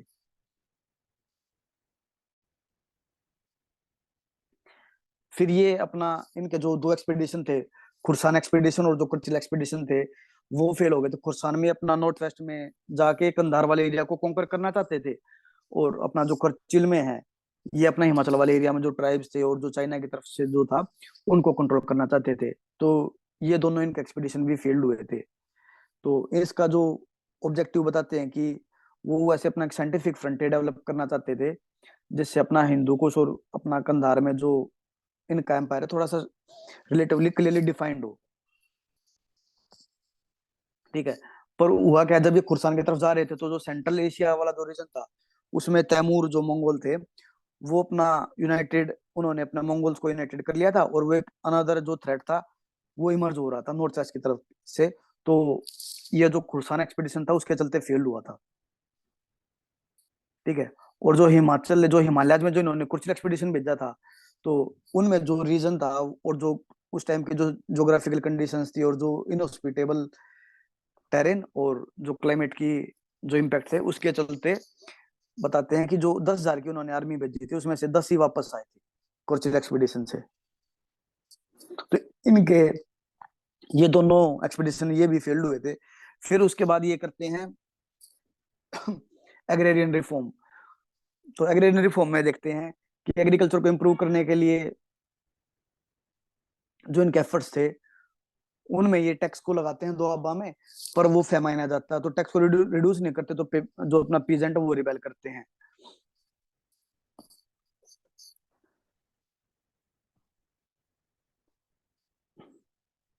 एक बार आप इनको रिवाइज करो, मैं एक सेकंड पानी पी लेता हूँ।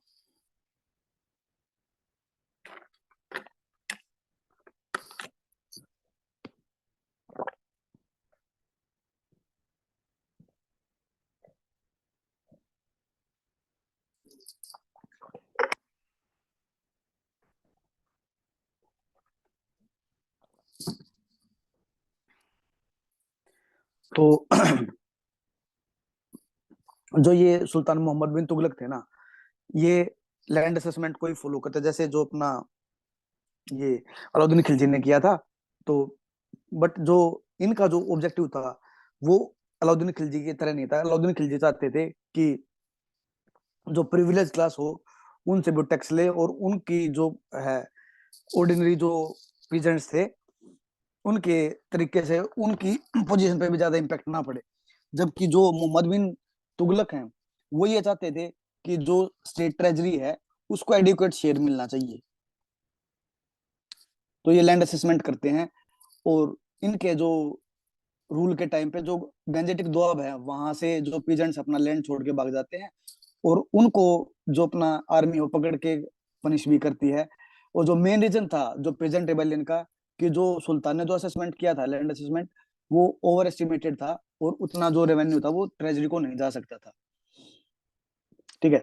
उसके बाद ओवर एस्टिमेट के साथ साथ उस टाइम पे फेमिन भी आ गया था, तो जो इनका एजेंडा था वो पूरा नहीं हो पाया था। सुल्तान ने जो अपना टकावी लोन दे रखे थे, उसके जो रिलीफ के जो मेजर थे उनके चलते उन्होंने टकावी लोन दिए थे, जिससे अपना कैटल सीड्स और जो वेल वगैरह हैं वो अपना पीजेंट्स उन पे काम कर पाए। लेकिन जब ये रिलीफ मेजर लिए गए तब तक भी काफी लेट हो गया था। तो इनका जो टाइम था कि पूरा इन्होंने जो भी एफर्ट लिया सिटीजन को इम्प्रूव करने के लिए, वो इन्होंने इन पे बैकफायर किया।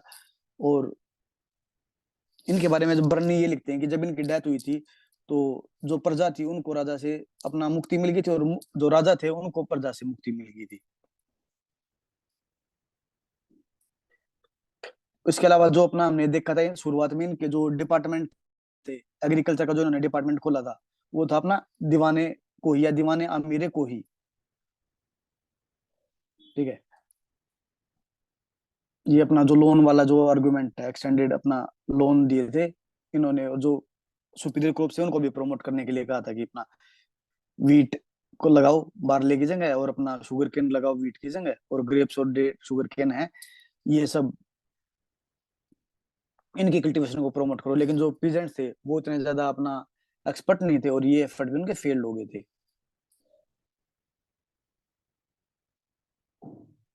फिर इनके टाइम पे अपना जो नोबिलिटी का इशू था, उसमें भी जो अपना अलाउद्दीन के टाइम पे था कि जो अपना अलग अलग जो कास्ट के जो पीपल थे ना, जो नोबल फैमिली से बिलोंग नहीं करते थे, उनको भी एडमिनिस्ट्रेशन में इंक्लूड करते थे। और जो ऑलरेडी जो नोबिलिटी थी वो इन तरीके के जो एफर्ट थे उनको अपोज करती थी। तो कुछ कुछ को जो इम्पोर्टेंट ऑफिसर मिले थे, तो उनके जो ऑफिसल्स थे जो अपना नॉन नोबिलिटी से बिलोंग करते थे, या फिर जो अपना इंडियन मुस्लिम या फिर जो अलग कास्ट से बिलोंग करते थे, तो जो ओल्ड नोबल्स होते थे वो उनको अपोज करते थे। तो उसके चलते क्या होता था कि एम्पायर वास्ट था, और जो इनकी जो नोबिलिटी थी वो बहुत ज्यादा डाइवर्स थी, तो इफेक्टिव उनके बीच में ना कोई कोहेशन नहीं था, और ना उनकी कोई बहुत ज्यादा लॉयल्टी थी। ठीक है। तो एक हमेशा जो इनका जो ये अपना कोर्ट था उसमें एक सेंस ऑफ कंफ्यूजन था। और इनके टाइम पे जो साउथ में था अपना तीन किंगडम थे अपने, उन्होंने अपने इंडिपेंडेंट को सेट किया था। एक तो हम पढ़ेंगे अपना विजयनगर एम्पायर, जिसके जो फाउंडर हरिहर और बुक्का हैं, 1336 में जो ये एम्पायर है ये एग्जिस्टेंस में आया था। फिर उसके बाद हम देखते हैं कि बहमनी किंगडम। ठीक है। इनके जो फाउंडर थे हसन गंगू थे, 1347 में ये एम्पायर एग्जिस्टेंस में आया था। फिर जो अपना मदुरई है वो भी इंडिपेंडेंट हो गया था सुल्तान मोहम्मद बिन तुगलक के टाइम पे। और जो मोहम्मद बिन तुगलक है इनके टाइम पे मोरक्कन ट्रेवलर हैं इब्न बतूता, वो आए थे, जिनकी बुक का नाम है रिहला, और इनको इन्होंने काजी भी अपॉइंट किया था दिल्ली का।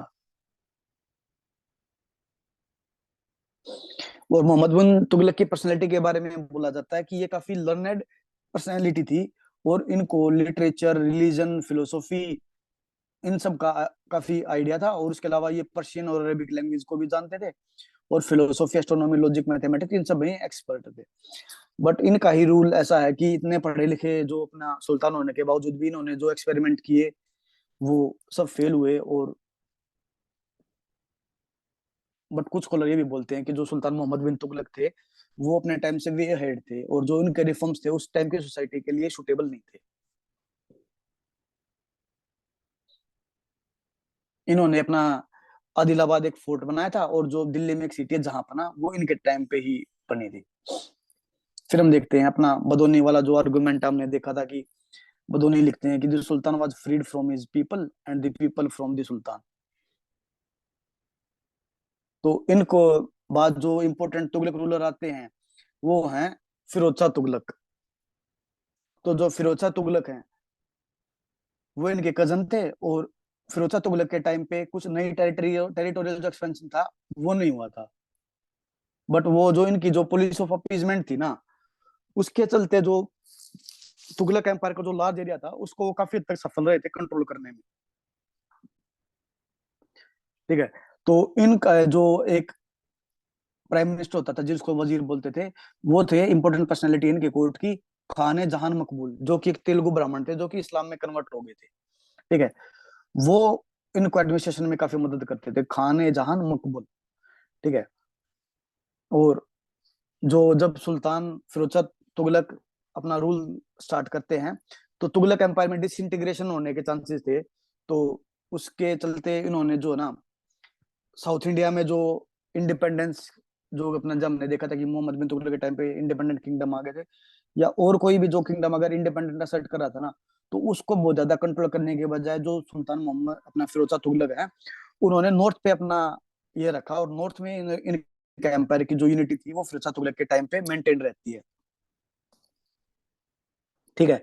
ये अनसक्सेसफुल कैंपेन लेके जाते हैं बंगाल की तरफ, और इनके रूल के टाइम पे अपना जो ये है बंगाल फ्री हो जाता है। ठीक है। और फिर ये अपना जहाजनगर एक्सपीडिशन लेके जाते हैं, जो कि प्रेजेंट डे उड़ीसा है। ठीक है। तो उड़ीसा से जो इनका एक्सपीडिशन था, वो फाइनेंशियली और उसके तरीके से देखा जाए तो काफी सफल था। और जो पुरी के टेम्पल का जो वेल्थ था उसको लूट के लेके आए थे अपना ये जगन्नाथपुरी वाले टेम्पल से फिरोज शाह तुगलक का एक्सपीडिशन। उसके अलावा जो अपना नागरकोट और जो है हिमाचल वाले एरिया में अपना नागरकोट और वो सब, तो वहां से भी इनको काफी रिच ट्रिब्यूट मिला था फिरोज शाह तुगलक को। फिर उसके बाद जो इन्होंने सिंध वाले एरिया में एक्सपीडिशन लेके गए थटा, और वहां जो रिबेलियन था उसको इन्होंने क्वेश किया। और वहां के जो उलेमाज थे, मतलब जो उस टाइम पे जो उलेमाज थे, ये उनकी एडवाइस को काफी ढंग से फॉलो करते थे। तो जो हम पहले डिस्कस कर रहे थे ना, कि खिलजी के टाइम पे जो उलेमाज थे उनकी पावर को कर्ब कर दिया गया था, जबकि इनकी जो पॉलिसी ऑफ अपीजमेंट थी उसके चलते ये अपना जिजिया को भी इम्पोज करेंगे, और जो उलेमाज की जो एडवाइस है उसको भी मानेंगे। और आर्मी में हम देखेंगे तो जो इक्ता है, इक्ता को ये हेरिडिटी कर देंगे, रिक्रूटमेंट को ये परमानेंट कर देंगे, कि अगर कोई रिटायर हो रहा है तो उसके बाद उनके जो बेटे हैं वो आर्मी में आ जाते थे। तो इस तरीके से जहां पे भी देखेंगे ना, तो जो फिरोज शाह तुगलक का टाइम है वो अपीजमेंट का टाइम है। फिर जो इस्लामिक लॉ के चलते ये अपना क्या है, टैक्सेस लगाते हैं, जिसमें अपना जिजिया है, ये नॉन मुस्लिम्स पे लगाते थे। ठीक है। और इनका जो ये थे सुल्तान, ये हिंदू जो पीपल थे उनको सेकंड ग्रेड सिटीजन कंसिडर करते थे, और उनके अगेंस्ट हार्श एटीट्यूड रखते थे। ठीक है। और सिमिलरली इन्हीं यही जो ट्रीटमेंट है, ये हमें सिकंदर लोदी के टाइम पे भी देखने को मिलता है, और जो मुगल बादशाह औरंगजेब है उनके टाइम पे भी देखने को मिलता है। ठीक है। इन्होंने अब जैसे हम पहले डिस्कस कर रहे थे कि इक्तदारी को रिवाइव भी किया, और इसको हेरिडिटी भी बना दिया था। सोल्जर्स को इन्होंने अपना लैंड असेसमेंट, जो अपना लैंड था उसको जागीर के चलते इनको असाइन कर देते थे सैलरी की बजाय। ठीक है। और रिक्रूटमेंट थी उसको भी हेरिडिटरी कर दिया था। तो ये सारे के सारे जो इनके जो एफर्ट्स हैं, ये अपीजमेंट के लिए हैं। हर सेक्शन को इन्होंने अपीज किया था। पुलिस अपीजमेंट फॉलो करते थे सुल्तान फिरोज शाह तुगलक। उसके अलावा जो हम देखते हैं कि इन्होंने जो अपना इरिगेशन टैक्स लगाया, जिसका अपना नाम होता था शर्ब, हक्के शर्ब, ये इरिगेशन टैक्स होता था। और इन्होंने जो काफी कैनाल है उनका डेवलपमेंट करवाया था, कंस्ट्रक्शन करवाई थी। तो ये था अपना जो जैसे इंपॉर्टेंट जो कैनाल थे इनके टाइम पे, सिरसा से हांसी कैनाल इन्होंने बनवाई, सतलुज टू हांसी इन्होंने अपना जो इनके लॉन्गेस्ट कैनाल थी लगभग 200 किलोमीटर लंबी, उसको कंस्ट्रक्शन करवाई उनकी। और जो यमुना से हिसार तक जो है, उसकी भी जो वेस्ट यमुना कैनाल जो हम बोलते थे, उसकी भी इन्होंने कंस्ट्रक्शन करवाई थी। उसके अलावा जो सुल्तान फिरोज शाह तुगलक थे, उन्होंने हॉर्टिकल्चर को काफी प्रमोट किया, और बताते हैं कि उनके टाइम पे जो दिल्ली वाला एरिया था उनमें अराउंड 1200 फ्रूट गार्डन होते थे। और जो अलग अलग जो इनके फिरोज शाह तुगलक के टाइम पे जो टैक्स थे, वो थे अपना खरज, जकत, खम। जो खरज होता था ये कल्टीवेशन पे टैक्स लगता था, जो जकत होता था ये प्रॉपर्टी पे जो टैक्स लगता था वो होता था, और जो खम होता था ये अपना वार बूटी होती थी, कि 1/5 जो अपना वार में जो कैप्चर किया उसका 1/5 अपना ट्रेजरी को बिलोंग करेगा। इनके टाइम पे जो रॉयल फैक्ट्री होती थी उनको कारखाना बोला जाता था। और इनके टाइम पे एक अलग से स्लेव्स के लिए डिपार्टमेंट आया था, जिसका नाम था दीवाने बंदगा। और उसको जो कंट्रोल करते थे वो होते थे वकील दर, जो ऑफिशियल होता था वो। इनके टाइम पे जो अपना जो स्लेव्स हैं, वो उनके नंबर काफी ज्यादा बढ़ गए थे, और इनफैक्ट बताया जाता है कि ऑलमोस्ट 2 लाख के अराउंड इनके पास स्लेव थे। ठीक है। और इन्होंने जो है कई सारे जो नए जो टाउन है उनकी भी अपना कंस्ट्रक्शन करवाई थी। तो जो टाउन ऑफ अपना फिरोजाबाद है, जो कि अपना प्रेजेंट हम फिरोजा कोटला वाला जो रीजन है, वो हिसार, जौनपुर और अपना जो ये फिरोजाबाद है, इस तरीके के जो टाउन है वो सब इनके टाइम पे बोला गया जो है कंस्ट्रक्शन हुई थी। और जो जौनपुर है उनको बोला जाता है सिराज ऑफ ईस्ट। ये क्वेश्चन काफी बार यूपीपीसीएस में रिपीट हुआ है कि सिराज ऑफ ईस्ट किसको बोला जाता था। फिर हम देखते हैं जो अपने कुतुब मीनार और जो ओल्ड जो मोन्यूमेंट्स थे उनका इन्होंने रिपेयर वर्क करवाया था। जो अपना कुतुब मीनार में जो फोर्थ स्टोरी थी उसको इन्होंने ऐड करवाया था, रिपेयर करवाया था। उसके बाद एक और जो दो स्मॉलर स्टोरीज थी वो ऐड करवाई थी। जो अशोकन पिलर है जो हमने देखा था यमुनानगर में, जो अपना टोपड़ा वाला था वो, और जो मेरठ से था, उनको ये दिल्ली लेके गए थे। उसके अलावा जो इनके टाइम पे जो अलग जो डिपार्टमेंट था, एक दीवाने खैरात था जो चैरिटी का डिपार्टमेंट होता था, उसको इन्होंने अपना इस्टेब्लिश किया था। और जो फ्री हॉस्पिटल उस टाइम पे होते थे उनको बोलते थे दरुल सफा। और उसके बाद जो अपना है, हम देखते हैं कि इनके टाइम पे जो स्कॉलर होते थे, जो बरनी थे, वो इनके टाइम पे भी हैं, जो बुक लिखते हैं तारीख फिरोज शाही और फतवाए जहांदरी, ये बरनी की किताबें हैं। और जो स्कॉलर हैं इसामी, इसामी लिखते हैं फुतवत उल सलातिन। ठीक है। और जो खुद अपना सुल्तान फिरोज शाह तुगलक हैं वो लिखते हैं फुतवत फिरोज शाही। सर ये जो इसामी है फुतु अल सलातिन, ये तो बामनी किंगडम के बारे में है ना सर? हाँ, ये इसमें इन्होंने लिखा है ना कि इनके जो कोर्ट के जो स्कॉलर्स हैं उनके बारे में है। अब स्कॉलर्स की जो बुक होंगी वो अपना जो इनका एक कंटेम्परेरी एम्पायर है ना बहमनी किंगडम। सर हाँ, तो कोई बहुत ज्यादा ऐसे इसमें वो कोई वो नहीं होगा कि उसका मेंशन करना या फिर ये सब। ये इनके कोर्ट स्कॉलर हैं इसामी। ठीक है। फिर उसके बाद हम देखते हैं कि जैसे जो सुल्तान फिरोज शाह तुगलक हैं उनकी डेथ के बाद जो अपना ये है इनकी अथॉरिटी डिक्लाइन हो जाती है। और 1398 में जो तैमूर का इन्वेजन होता है इंडिया में, तो वर्चुअली उस टाइम पे जो रूलर होते हैं मोहम्मद शाह तुगलक या ये नसरुद्दीन मोहम्मद, तो मोहम्मद शाह तुगलक जो रूलर है उस टाइम पे वो होते हैं।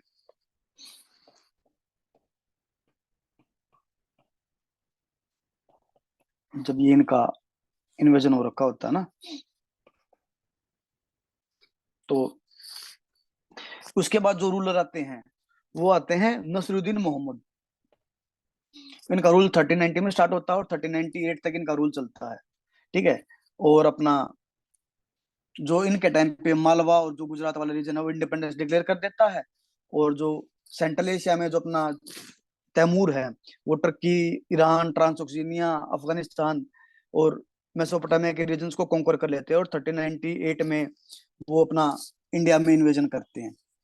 और जब वो इंडिया में इन्वेजन के लिए आते हैं तो वर्चुअली जो सिचुएशन थी, दिल्ली काइंड ऑफ ओपन थी। और कोई अपना जो तैमूर को किसी ने रेसिस्टेंस ऑफर नहीं किया, तो वो फ्री हैंड आए और फ्री हैंड गए थे। यहाँ से काफी वेल्थ लेके गए थे अपना तैमूर। और तैमूर के बाद जो तुगलक डायनेस्टी थी अपना वो ऑलमोस्ट जो है एंड पे पहुंच गई थी। और उसके बाद जो उनको सक्सीड करेंगे वो है अपने सैयद डायनेस्टी। तो जो खिजर खान थे सैयद डायनेस्टी के, वो अपना जो टेरिटरी है नॉर्थ इंडिया में जब श्रिंक होके जो तुगलक एम्पायर थोड़ा सा रह जाता है, तो उसको ये कंट्रोल करते हैं। ठीक है। तो जो नसरुद्दीन महमूद के टाइम पे जो यूपी, ईस्टर्न यूपी, बिहार और जो शर्की वाला एम्पायर है वो इंडिपेंडेंट हो जाते हैं। और साउथ में अपना जो विजयनगर बहमनी एम्पायर है ये पहले से ही जो इंडिपेंडेंट होके थे वो पॉलिटिकल पावर के उसमें इमर्ज होके सामने आते हैं।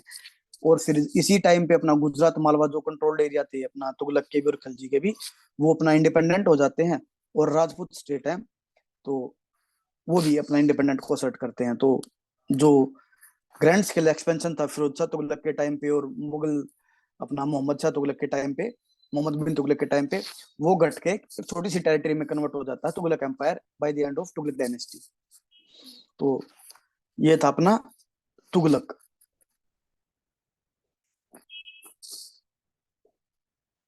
इसमें मैं एक बार आपको क्विक रिवीजन करवा देता हूँ तुगलक डायनेस्टी का।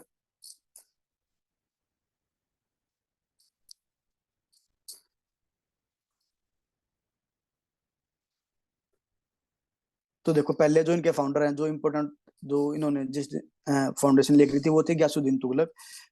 इन्होंने इरिगेशन वर्क स्टार्ट किया और तुगलकाबाद फोर्ट है वो बनवाया। इसके बाद जो इनके जो बेटे हैं जोना खान, वो वारंगल और जमोदरी एक्सपीडिशन लेके जाते हैं। निजामुद्दीन औलिया के ये कंटेम्प्रेरी रूलर हैं। और उसके बाद मोहम्मद बिन तुगलक आते हैं, वो डेक्कन साउथ में उनका एक्सपीडिशन होते हैं, तेलंगाना वाले एरिया में, कंपिली वाले एरिया में, मदुरई, दौलताबाद, जहाँ एक्सपीडिशन लेके जाते हैं। ईस्ट में ये अपना उड़ीसा, जाजनगर और बंगाल वाला जो रीजन है, वहां अपना ये एक्सपीडिशन लेके जाते हैं। और फिर नॉर्थ वेस्ट में ये अपना खुरसान और जो वो है, वहां पे एक्सपीडिशन लेके जाते हैं। और जो लाहौर, कलानौर, जो पेशावर वाला एरिया था, वो तुगलक एम्पायर में आता है।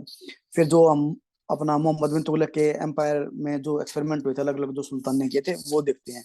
कि जो पहला था अपना दीवाने, अपना ये सॉरी, कैपिटल को ट्रांसफर किया था देवगिरी से दौलताबाद, जो कि अपना ज्यादा सफल नहीं हुआ।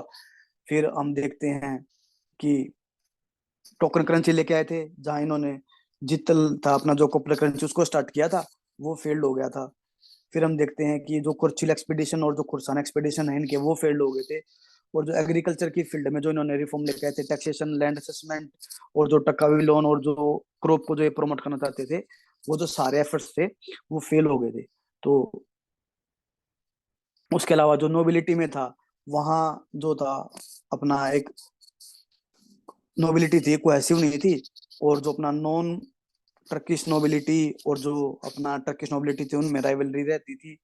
उसके अलावा जो इनके टाइम पे जो विजयनगर, बहमनी और जो मदुरई वाला एरिया है, वो इंडिपेंडेंट हो गया था। मोहम्मद बिन तुगलक के टाइम पे अपना मोरक्कन ट्रेवलर इब्न बतूता आए थे, जिनकी बुक थी रहला। और इन्होंने जो अपना सिटी ऑफ जहांपना और अपना आदिलाबाद है, उसको उसकी फाउंडेशन ले करी थी। उसके बाद जो आते हैं सुल्तान फिरोज शाह तुगलक, ये अपना नॉर्थ को कंट्रोल कर लेते हैं, लेकिन साउथ में काफी किंगडम इनके टाइम पे इंडिपेंडेंट हो जाते हैं। और इनके जो पुलिस ऑफ पब्लिक यूनिट थी, उनके चलते ये अपना जिजिया को इम्पोज करते हैं। गवर्नेंस में इस उलेमाद के प्रिंसिपल उनको फॉलो करते हैं। इक्तदारी को हेरिडिटरी कर देते हैं, रिक्रूटमेंट को हेरिडिटरी कर देते हैं। इरिगेशन टैक्स लगाते हैं जिसका नाम होता है शरब। कैनाल वर्क पे काम करते हैं, इंपॉर्टेंट कैनाल्स हैं ये, अपना Yamuna to Hisar to Sirsa, uh, Sirsa to आसी, और आसी अपना सतलुज टू आसी। फिर दो अलग अलग टैक्स हमने इनके टाइम पे पड़े, खरच, जकत, खम। और स्लेव डिपार्टमेंट होता था दीवाने बंद का, जिसके ऑफिसर होते थे वकील लीडर। फिर हम देखते हैं अपना जो ये है इनके टाइम पे जो इम्पोर्टेंट जो सिटीज थी, फिरोजशाह कोटला, हिसार, फिरोजाबाद, जौनपुर, ये सब इनके टाइम पे कंस्ट्रक्शन होती इन सिटीज में। अशोकन जो पिलर है, टोपड़ा और जो दिल्ली के, उनको ये अपना टोपड़ा और मेरठ से उनको ये दिल्ली लेके आते हैं। दीवाने खरात डिपार्टमेंट होता है इनके टाइम पे चैरिटी से एसोसिएटेड। और दारुल शिफा होता है, वो अपना होता है फ्री हॉस्पिटल्स होते हैं। इनका जो कंटेम्प्रेरी जो स्कॉलर है अपना बरानी, इसामी, और इनके जो खुद की जो बुक थी, इनका नाम था फतुवत फिरोज शाही।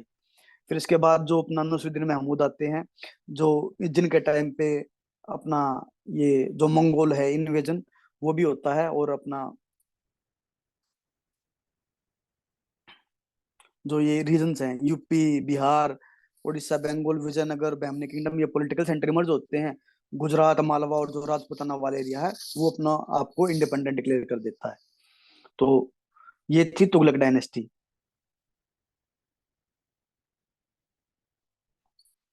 तुगलक डायनेस्टी के बाद एक डायनेस्टी आती है, सैयद डायनेस्टी। तो जो तैमूर होते हैं, वो खिजर खान को अपना रूलर अपना ऐसो बना के जाते हैं मुल्तान वाले एरिया में। और फिर जो खिजर खान होते हैं, दौलत खान को हरा के जो दिल्ली को ऑक्युपाई करते हैं, और फिर दिल्ली में सैयद डायनेस्टी है उसकी फाउंडेशन को ले करते हैं। ठीक है।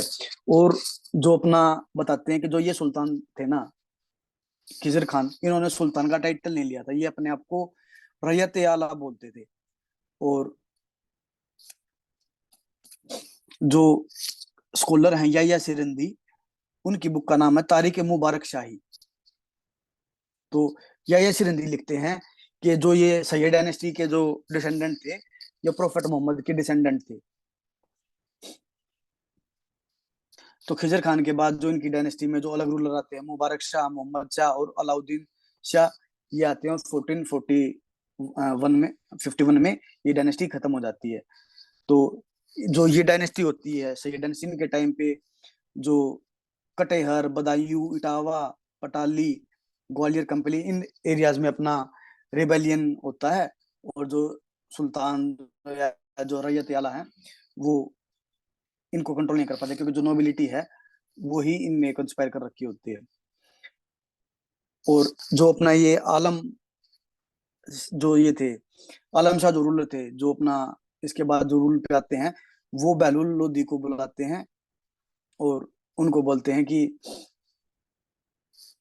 ये वाले एरिया को आप कंट्रोल करो। और खुद जो आलम शाह होते हैं वो अपना बदायूं के लिए चले जाते हैं। तो जो बहलुल लोदी आते हैं ये वाले एरिया में, और फिर अपना लोदी डायनेस्टी को स्टार्ट करते हैं। तो उसके बाद जो इम्पोर्टेंट डायनेस्टी स्टार्ट होती है वो है लोधी डायनेस्टी। और जो ये लोधी डायनेस्टी है, इसका रूल स्टार्ट होता है 1451 में, और 1526 तक इनका रूल लास्ट करता है, जब अपना बाबर आते हैं। और बाबर के टाइम पे अपना जो फर्स्ट बैटल ऑफ पानीपत है, उसमें वो इब्राहिम लोधी को हराते हैं और मुगल एम्पायर को स्टार्ट करते हैं। तो हम कुछ बातें देखते हैं लोधी डायनेस्टी के बारे में।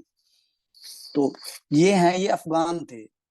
तो ये फर्स्ट अफगान एम्पायर भी था। इससे पहले जो सुल्तान होते थे उनका एसोसिएशन टर्किश रीजन उससे होता था, तो टर्किश नोबिलिटी से बिलोंग करते थे वो। तो दिल्ली सल्तनत की ये लास्ट डायनेस्टी थी, और फर्स्ट वो वाली डायनेस्टी जिनको अफगान ने हेड किया था। ठीक है। तो जो बहलुल लोधी थे और सिकंदर लोधी थे, दो इस डायनेस्टी के इंपोर्टेंट रूलर थे। और जो बहलुल लोधी थे वो एक काफी कैपेबल जनरल भी थे। उन्होंने अपने आप को जो उनके कंटेम्परेरी जो अपना जो अफगान नोबल थे ना, उनके इक्विवेलेंट ही रखा। उसके चलते क्या हुआ कि जो अफगान नोबल थे उन्होंने कोई जो रिबेल है, कोई रिजेंटमेंट है, वो शो नहीं करी। और जो अफगान नोबल थे अपने आप को, ये था, सुल्तान के इक्विवेलेंट समझते थे। तो सुल्तान अपने आप को अफगान नोबल के बराबर बताते थे। तो जो अफगान नोबिलिटी में जो ये था कि थ्रेट था बहलुल लोदी को कि ये रिबेल करेंगे, तो इक्वल ट्रीटमेंट के चलते जो अफगान नोबिलिटी थी वो पैसिफाई हो गई थी। तो बहलुल ने अपने आप को बोला था कि वो अपना जो अफगान जो पीयर है उनमें से एक ही है, और वो कोई किंग नहीं है। तो खुद वो थ्रोन पे भी नहीं बैठते थे, और जो अफगान जो अपने जो नोबिलिटी थी उनके टाइम पे, वो कोर्ट में खड़ी नहीं रहती थी, तो उनके साथ भी अच्छा ट्रीटमेंट होता था। तो उसके चलते वो जो पावरफुल अफगान नोबल हैं वो बहलुल लोदी के साइड होते थे। बहलुल लोदी के टाइम पे जो मेवात में और जो दोआबा में जो रिवोल्ट हुआ था, उसको इन्होंने अच्छे से सप्रेस किया था। और जो जौनपुर वाला जो एरिया है, जिसको हमने सिराजोफिस्ट बोलते हैं, वहां जब रिवेल्ट हुआ तो उसको हराया भी था और दिल्ली सल्तनत में इंक्लूड कर लिया था। उसके अलावा जो कल्पी और जो धौलपुर वाला जो एरिया है, वो भी अपना जो लोधी रूलर थे उन्होंने कंट्रोल कर लिए थे। उसके बाद जो बंगाल को ऑक्युपाई करने का, गुजरात और डेक्कन को अपना जो कंट्रोल करने का जो इनका एम्बिशन था, वो फेल्ड हो गया था। और इनको सक्सीड करते हैं सिकंदर लोधी। जो सिकंदर लोधी हैं वो अपना जिजिया को रीइम्पोज कर देते हैं। और जो बहलुल लोधी के जो आइडिया था कि वो अपना अफगान नोबल्स को इक्वल ट्रीट करते थे, सिकंदर लोधी इस आइडिया को रिफ्यूट करते हैं। और वो इसमें बिलीव नहीं करते कि भाई जो सुल्तान है और जो नोबल हैं वो इक्वल हैं। और ये कहते हैं कि जो नोबल्स हैं उनको सुल्तान के लिए अपना रिस्पेक्ट भी शो करनी होती है, और जो सुल्तान की अथॉरिटी है उसको भी मानना होता है। तो ये अमीर जो थे उनको फॉर्मल रिस्पेक्ट के लिए इन्होंने कंपेल किया था। और जो बिहार, धौलपुर, नरवार वाले जो रीजन है उनको इन्होंने अपना इंक्लूड कर लिया था। और जो कुछ एरिया अपना नागौर का और ग्वालियर का था, वो भी इनके टाइम पे अपना जो दिल्ली सल्तनत है उसमें इंक्लूड हो जाता है। तो जैसे अपना तुगलक के टाइम पे जो लास्ट फेज में ट्रेडिशन को रखी होती है, और जो सैयद के टाइम पे सिंह को जाती है, तो जो अपने लोधी डायनेस्टी ना, उनके टाइम पे रिलेटिव एक थोड़ा सा एक्सपेंशन होता है टेरिटरी का। तो उसके बाद जो सिकंदर लोधी होते हैं, वो जो मॉडर्न जो आगरा सिटी है उसकी फाउंडेशन ले करते हैं, और जो कैपिटल है उसको शिफ्ट करते हैं दिल्ली टू आगरा इन 1506। और जो अपने बाबर हैं जो मुगल डायनेस्टी की फाउंडेशन को लिए करेंगे, वो सिकंदर लोदी के कोर्ट में भी रह के कुछ टाइम के लिए जो उनके एम्पायर में रह के गए थे, और जो पर्शियन स्टाइल का जो गार्डन का जो आइडिया था उसको भी यहाँ सिकंदर लोदी वाले एम्पायर में उसके बारे में डिस्कस करके गए थे। उसके अलावा जो अपना आगरा में जो फतेहपुर है उसको फाउंडेशन, आगरा फोर्ट की फाउंडेशन अपना जो ये है अकबर के साथ एसोसिएटेड है, और जो फतेहपुर सीकरी की जो फाउंडेशन है वो तो अपना गुजरात एक्सपीडिशन के बाद अकबर ने बनवाई थी वहां पे। तो गुजरात में के बाद फतेहपुर सीकरी आगरा में, और जो आगरा फोर्ट है, ये जो दो इंपॉर्टेंट कंस्ट्रक्शन है आगरा में, ये अकबर बादशाह उनके साथ एसोसिएटेड है। तो अब जब सिकंदर लोदी की डेथ के बाद जो इनकी जो नोबिलिटी होती है, वो इब्राहिम लोदी को सुल्तान बनने का जो इनविटेशन है वो देती है, और जो उनके ब्रदर होते हैं जलाल, वो इस चीज में रिबेल करते हैं। ठीक है, तो सुल्तान इब्राहिम जो लोदी हैं वो उनको मर्डर करवा देते हैं। उसके बाद जो दौलत खान है पंजाब के जो गवर्नर हैं वो भी रिबेल करते हैं, और वो इनविटेशन देते हैं बाबर को कि आप इंडिया में आओ, और जो ये अपना है इब्राहिम लोदी है, इनको हटा के आप अपना रूल स्टेब्लिश करो। तो दौलत खान के इनविटेशन के बाद 1526 में बाबर इंडिया आते हैं, और जो फर्स्ट बैटल ऑफ पानीपत होती है उसमें इब्राहिम खान लोदी को अपना हराते हैं, और उसके बाद जो अपना मुगल डायनेस्टी है वो स्टार्ट हो जाती है। तो ये देखते हैं कि जो एक बात कही जाती है कि जो बैटल ऑफ तराइन से जो मुगल अपना ये था, जो दिल्ली सल्तनत की जो डायनेस्टी थी वो स्टार्ट हुई थी, और वो उससे कुछ मतलब थोड़े सी किलोमीटर दूर जो उनका जो सूर्यास्त है इस डायनेस्टी का वहीं हो जाता है। तो जैसे यहाँ अपना बैटल ऑफ तराइन थी, और उससे अपना करनाल में तराइन है, और पानीपत में अपना ये जो फर्स्ट बैटल ऑफ पानीपत थी। तो जहां से इनकी डायनेस्टी स्टार्ट हुई थी, दिल्ली सल्तनत की जो रूल स्टार्ट हुआ था, वो लगभग उसी जगह पे आके खत्म हो जाता है। और ये हम टेरिटरीज देख सकते हैं कि मेमलुक के टाइम पे कितनी टेरिटरी इनके ऑक्यूपेशन में थी।